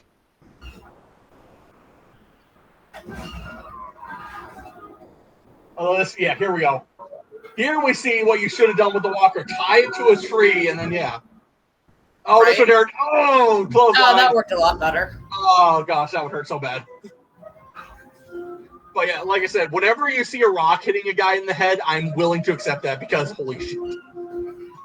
Although this part always gets me. We see them cutting these tiny little logs, but the logs that actually hit the walker are, like, the size of a pickup truck. Like, did they have these logs, like, pre-planned for other attacks? Yeah, like, apparently the Ewoks were planning to do this for a while now. Yeah, okay. And there's this part here. I think I got it. I got it. No, I don't. Ouch. Although here's the question. Every other blaster bolt we see hitting someone, they die, except for Leia, or Luke and Leia, where it hits Luke's hand, and Luke's hand gets scarred, and Leia gets hit on the shoulder, and, man, she's all right. And here we see the turnaround of the whole I love you, I know part. Yep. Yeah, good luck you. Yeah, I do like that. Stay back. There's a walker. But it's Chewie.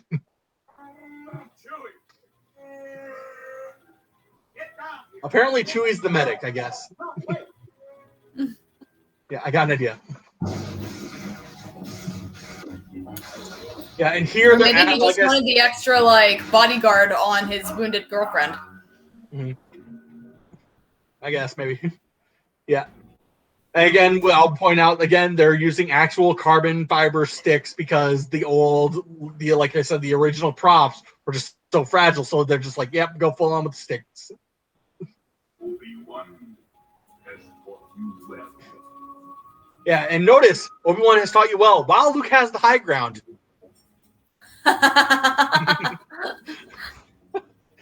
Yeah, except he's letting Vader come back up on the high ground peacefully, which you shouldn't do. Which, to be fair, I don't know if the high ground actually has a meaning when you're in a sword fight, but You are unwise to lower your defenses.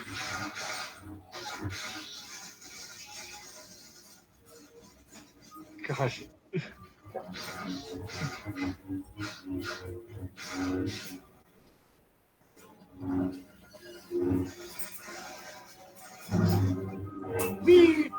Again, what are the point of those computer consoles?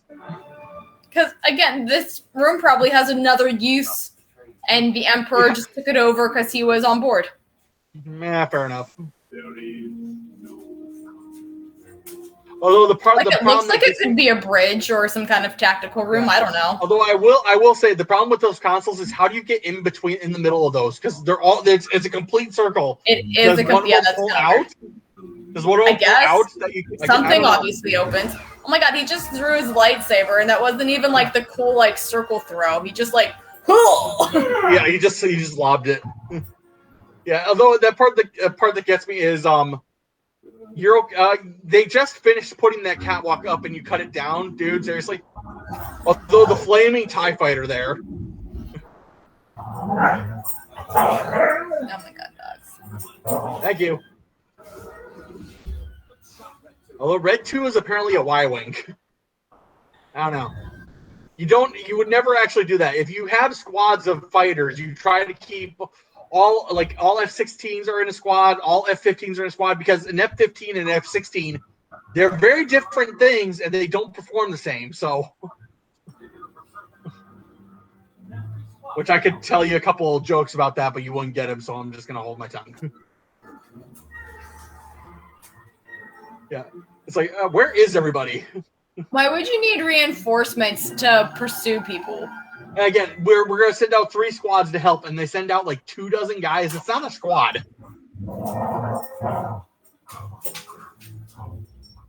Yeah, and Luke can apparently hide. But yeah, it's like you can't hide forever. This is not a very big room. I will find you. It's not. It's a very open room as well. Like I don't know where you're gonna hide. Yeah, no doubt.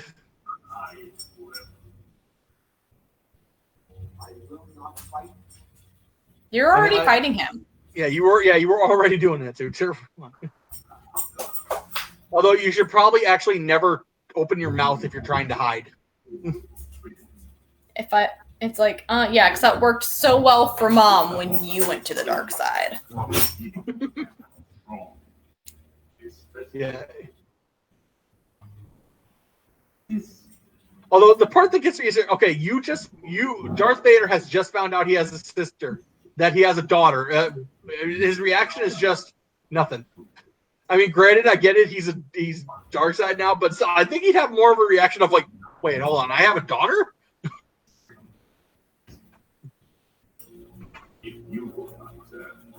Although one of my favorite shots coming up here. Come out. I love this music here that plays. The music playing here is The Wrath of the Jedi. It's just, I do love, this is probably my favorite shot in all the movies coming up here. Right here, where the camera falls back and the music swells. Love it. And like I said, you can actually see they're actually wailing on each other with those sticks. Although the part that gets me is like that railing gets hit like 3 times, doesn't break, but this 4th time, then it does. Ouch.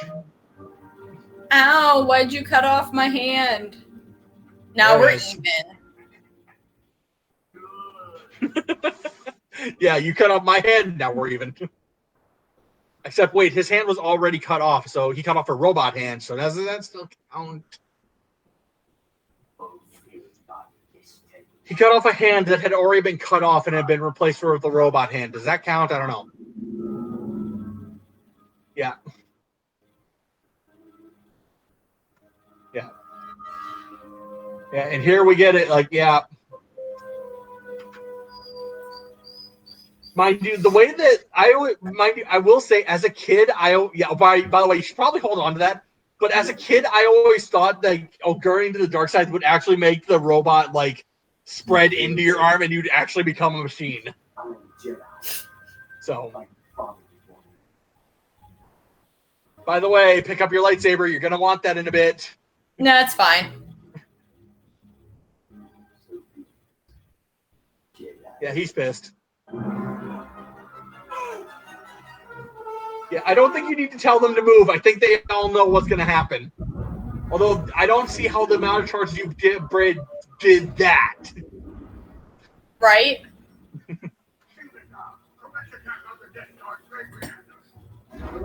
My only thing is like maybe they like put it on the gas can and then that's the gas exploding, but still, it's just whee.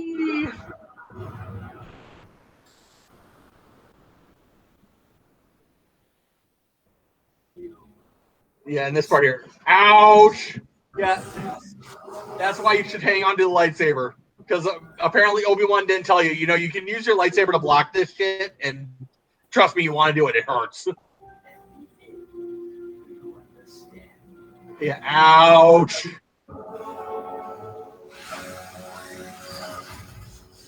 Although I will say, I've never really liked how the Emperor can do lightning because it's like, he's that damn powerful he can do lightning, but Yoda can't do it? I don't know. Oh, it's a dark side power. Yoda, I'm sure, could do it if he were a Sith. Yeah. Ouch. But yeah.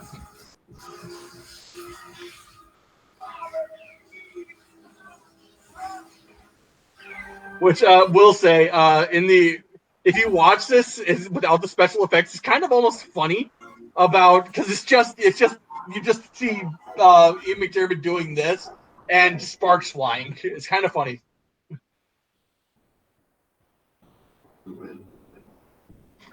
Yep. Ouch.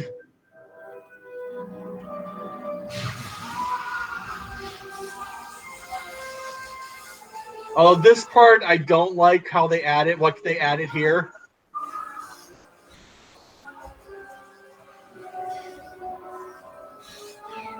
If you listen. No. I don't like how they added the nose. Yeah. Although if he gets shot, he still is a skeleton. That's kind of, yeah. Whee! He's fine.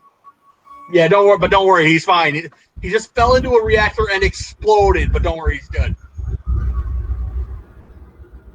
Although, what is the purpose? Because there are a bunch of, hallways in there. What's the purpose of those hallways? I like how his severed hand was just kind of chilling right there. Yeah, no doubt. Yeah, by the way, here's your hand. Ouch. Whee!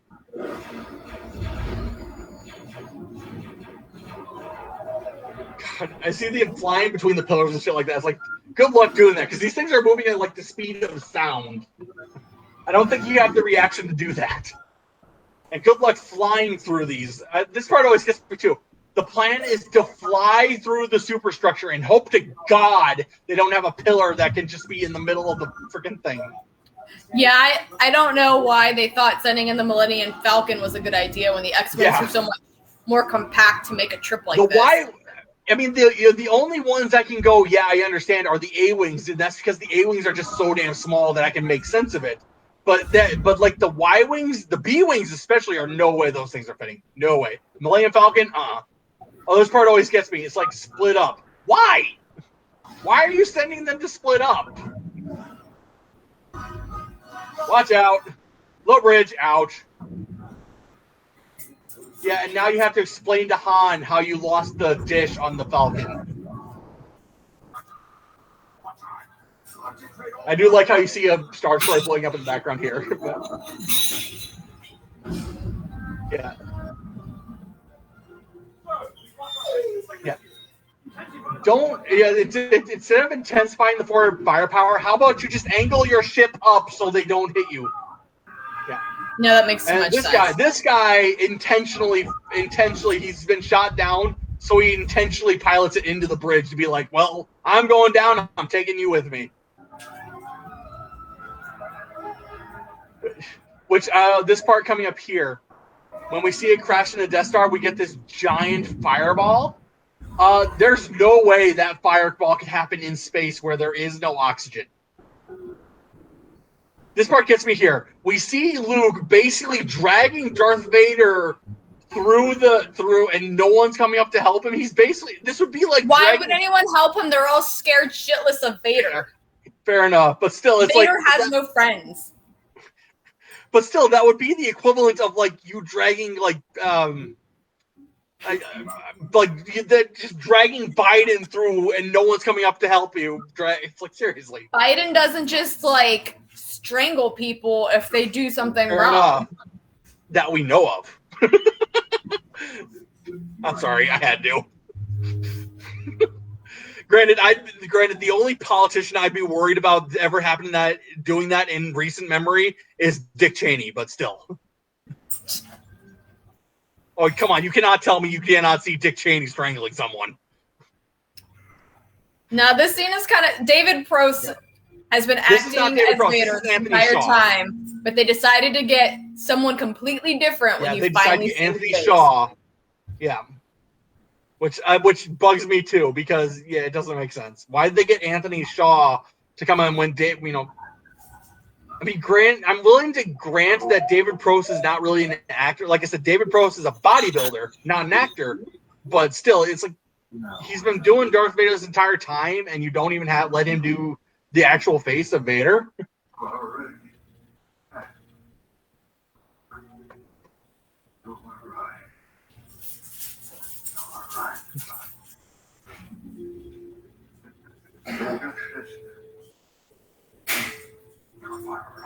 Yeah.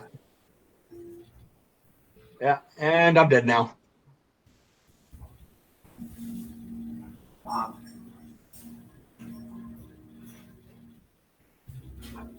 I won't please. Yep. I will say that is a good that is a very powerful moment of, you just get this one scene of Vader not being absolute evil, and you get that one scene of him interacting with Luke. Yeah, good scene. Although, Luke probably get on that shuttle and go. Although it does beg the question: he can take the shuttle with impurity and no one minds.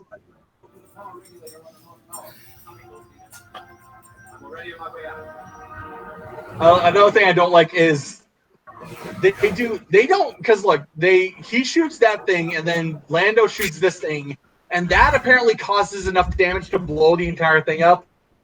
Yeah, I don't like that. I think that like I said, I think there should be more fighters like Y-wings and A-wings in there. They should have shot the thing too, because I don't buy that little bit of damage causes the entire thing to go ballistic. But hey, whee!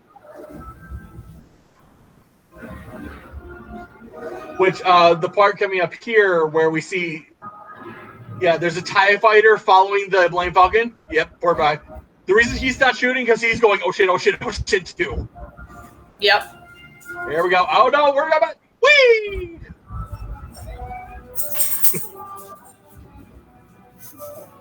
Kaboom! Which there's the whole thing.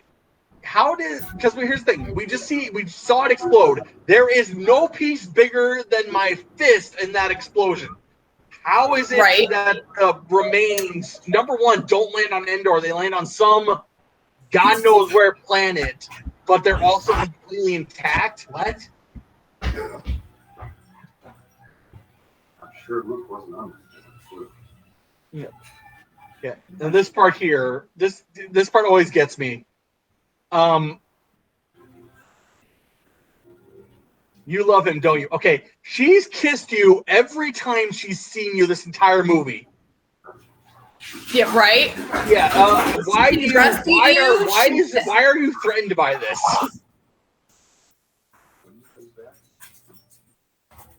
I won't get it. Yeah. And then this part here. It's not like that at all. My father. Yeah, and yeah, I do like wait, why? Yeah, he's like, this is not adding up. This does not add up. Right? It's like this Jedi. Yeah. Yeah. At this point, I think he's just going, Jedi shit, whatever.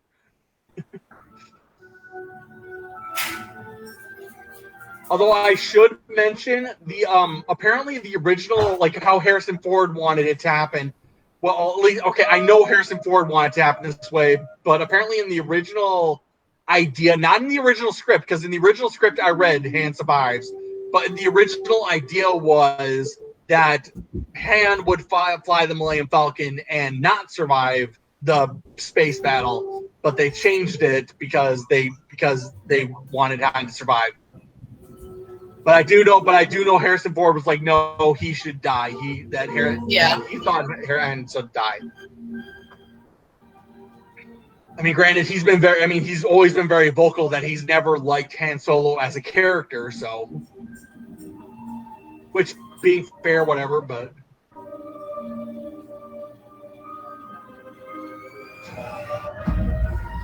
And the fighters apparently have fireworks stored up. Look, fireworks everywhere. Granted, I'm willing. Yes. Granted, the thing I'm willing to accept that those starfighters are actually blasting the Death Star debris that's coming towards the planet. I'm willing to grant that. Is this Tatooine? I've never seen that many people on Tatooine. Oh, look, it's Naboo. You hear Oh, Jar Jar? God, no. Stop. You hear them. You hear Jar Jar there. Yeah, this is another thing that always gets me. If you look in the background here, they're on Coruscant here, but you look in the background. I like how they're you look in the background, you see the Jedi Temple. No, my question is that you see the Jedi, like I said, you see the Jedi Temple there. So did the Empire take over the Jedi Temple and make it into something else, or why didn't they tear it down? No, the Emperor took over the Jedi Temple and made that his home palace. Oh, he did? Oh. Yeah. I remember reading in one of the books I've read, I forget which one it was. I remember reading how there was a dance there, but it always kind of got me. It's like, I mean, granted, if you saying him taking over that as his personal palace, I do buy it because that would be cool. That would be one hell of a palace to have. I will say I don't like the new music they put in. I prefer the original music. Do you remember the original music? I don't. Yep. You don't remember that? Yeah. So, and there's Wedge. That part bugs me. There we see Wedge and Luke hug there, but that's really the only time we ever actually see them interact like that, and that kind of bugs me. I kind of wish mind you, I do get it because Wedge is very much a background character. That if I didn't tell you that his name was Wedge, you wouldn't know his name was Wedge. Oh, look, it's Hayden Christensen. That's another thing that bugs me. It should be Anthony Shaw, but still. I mean, I can understand George's logic in changing it, but like I said, I don't like it. Yeah. Richard Marquand. Yep.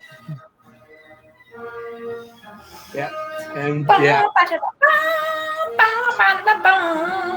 Yeah. So Howard, yeah. That was The Empire Strikes Back, which, like I said, it's not.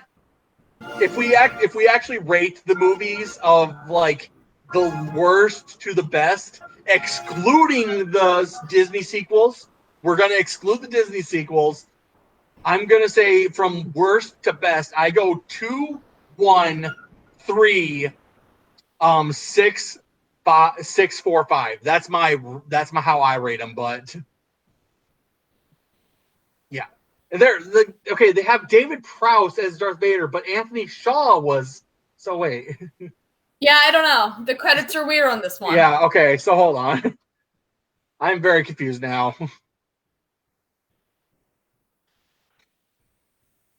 Yeah, I'm gonna actually. I gotta see. Hold on, because I know, like I said, I know Anthony Shaw was the actual Darth Vader when they took the helmet off.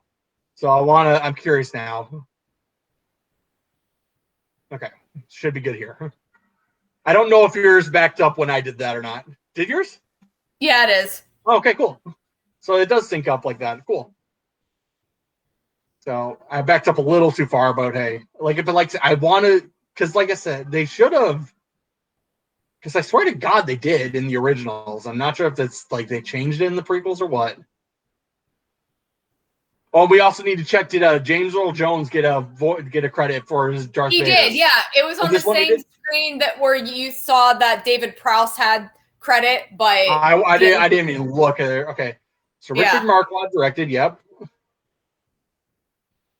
These guys did it. So hold on.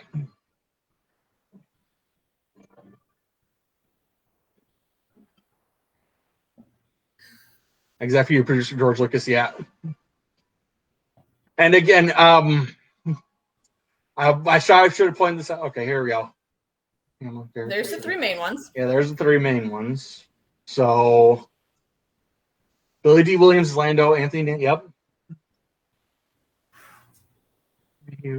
Sebastian Shaw. Oh, Sebastian Shaw. Did I say Anthony? Oh, my bad. Yeah. No, my bad. So, huh. See, right Okay, there's yeah, James yeah, Earl you're right, Jones you're right. and Yeah, it David does. Prowse. Okay, All okay. three of them are credited. Wow. All right. So, hey, they got all three of the actors. Okay. But I think some of those may have been added like later. Yeah. Remember how originally like James Earl Jones, if you look him up on IMDb, it says he's uncredited. Yeah, he's uncredited in this. Yeah. Yeah. So yeah, I'm wondering. Like, mind you, like I've never actually sat down and watched the credits for these in the VHS, but I do know I do have at least my parents have the VHS. I might want to do that. And Phil Tippett, the guy, like he's the creature design. So he did the Rancor, the Ewoks, blah blah. Oh, and I know I mentioned this when we did the earlier ones. Another reason why they did the Ewoks is because the Star Wars did very, very well in the whole. I'm sorry, my brain just went stop there because look what it says up in the left hand corner there. That's a wrap. Yeah, they've all said that. Yeah. Yeah, I know. But my brain just went. It's a trap. It's a wrap. Sorry. Anyway, but another reason why they made Ewoks, because like I said, Star Wars did very, very well in the toy department because that's like I mentioned before, that's how George Lucas made his money. He didn't make his money because Star Wars was Star Wars. He made his money because he kept the merchandising rights and the toys sold so well. But up until this movie, they'd done very well in the toys, but they hadn't really conquered the teddy bear market. So then they made Ewoks, so when we say teddy bears, that's quite literally what they're made for. So yeah, that's how they conquered the teddy bear market too. So yeah. So that was Star Wars. Final thoughts on or I shouldn't say final thoughts because like I talked to you before, there is something else I want to do. We're gonna get someone else when we do this other idea I'm having. But yeah, so final thoughts. I'm telling you, we still need to watch the Lego Holiday Special because it makes fun of stuff so well. It's great. It is a perfect parody. It is awesome. It does. Disney has to have that, doesn't it? Yeah, it is. Yeah, Disney has it. Okay. So yeah, we'll have to watch that. But yeah, like I said, I wanted to show you the injured stormtrooper, so I'm going to force you to sit through that now. Hold on. It's not that long. I think you'll get a kick out of it. I should probably actually get all my files transferred over from that laptop to this laptop here soon, but I don't actually have the cord to do it, so I can't do it yet. All right. Okay. Hold on 1 second while I pull it up here. That's all right.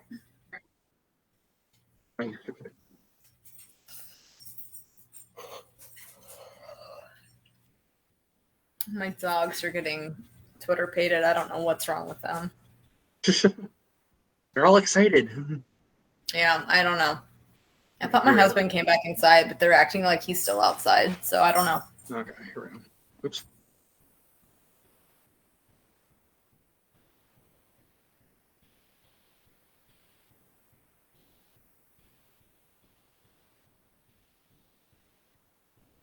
Yep. Okay. So let's do. Can I transfer? No, I can't. Okay. So we'll do it in this. We'll do it in this video. At least I can't think of a way to put this in the big window. So this, to everybody watching, this is the Injured Stormtrooper, one of the many Star Wars parodies that are out on the web. So I'm going to subject you all to it now. So enjoy. It's only about 3 minutes long.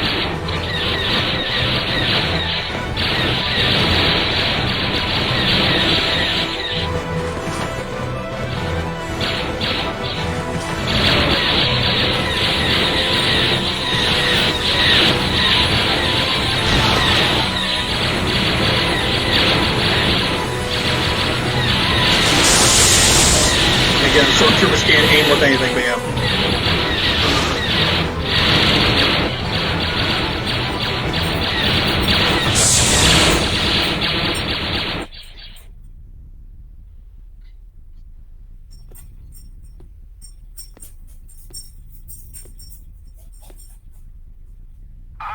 A little help.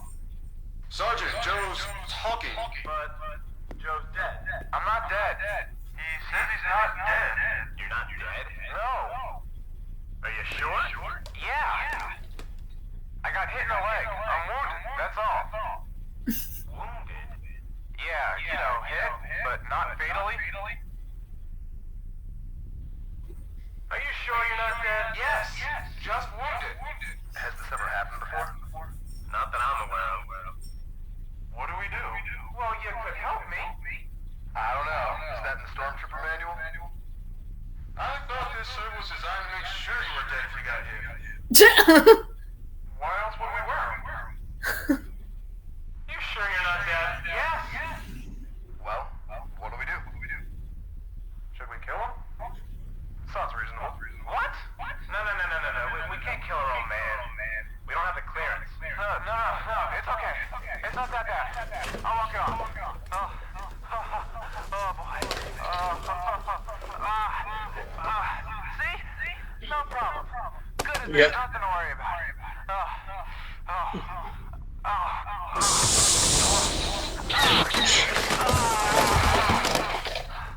And you dropped off there for a second, but No. I saw it. It's Yeah. fine. But yeah. And the problem is that actually makes more sense than it should. I thought this armor was designed to kill us if we got hit. Right? That's funny. It kind of reminded me of Monty Python. I'm not dead yet! Yeah. Yeah. I feel happy. Which, yes, we will probably have to do Monty Python, even though, like I've mentioned every time we've done a parody, it's really hard to actually do parodies because it's like we try to criticize something, but that's the joke. So That's the joke, yeah. But I think we do have to do Monty Python just because it's Monty Python and it's so iconic and amazing. So Yeah. I mean, yeah, if we've done Spaceballs, I think we have to do Monty Python here. That's fair, yeah. So yeah, thank you everybody for joining us. Before we leave, I will mention we will not, or at least Marie will not be on next week. I don't know if I will have anything next week because next week you get to go. Who meet who? Do you even want to say who you get to meet, or you want to keep it a secret? Did you even hear what I said? Yeah, I was like, who am I meeting? Well, you've told me. I'm going to a con next weekend to see Ewan McGregor and Hayden Christensen. So yeah, so yeah, you get to go have the true Star Wars experience. Yes, I want to dare you to ask Hayden Christensen something, but I'm not that much of a dick, so I'm not going to ask you to do it. no, I'm not gonna. It's a strange con. I don't know what's going on with it, but I don't Yeah, plan fair on being a dick. So yeah, well, like I said, I here's the thing. Even if I were to meet him, it's a question that I wouldn't really want to ask him because it's like I said, it's kind of a dick question. But yeah, you will not be here next week, and like I said, I don't think I'm going to watch anything. I might. Depends on if anybody messages me like, "Hey, can we do these?" So, who knows? Maybe we'll see. So yeah. So thank you everybody for joining us. Everybody have a great night. Goodbye.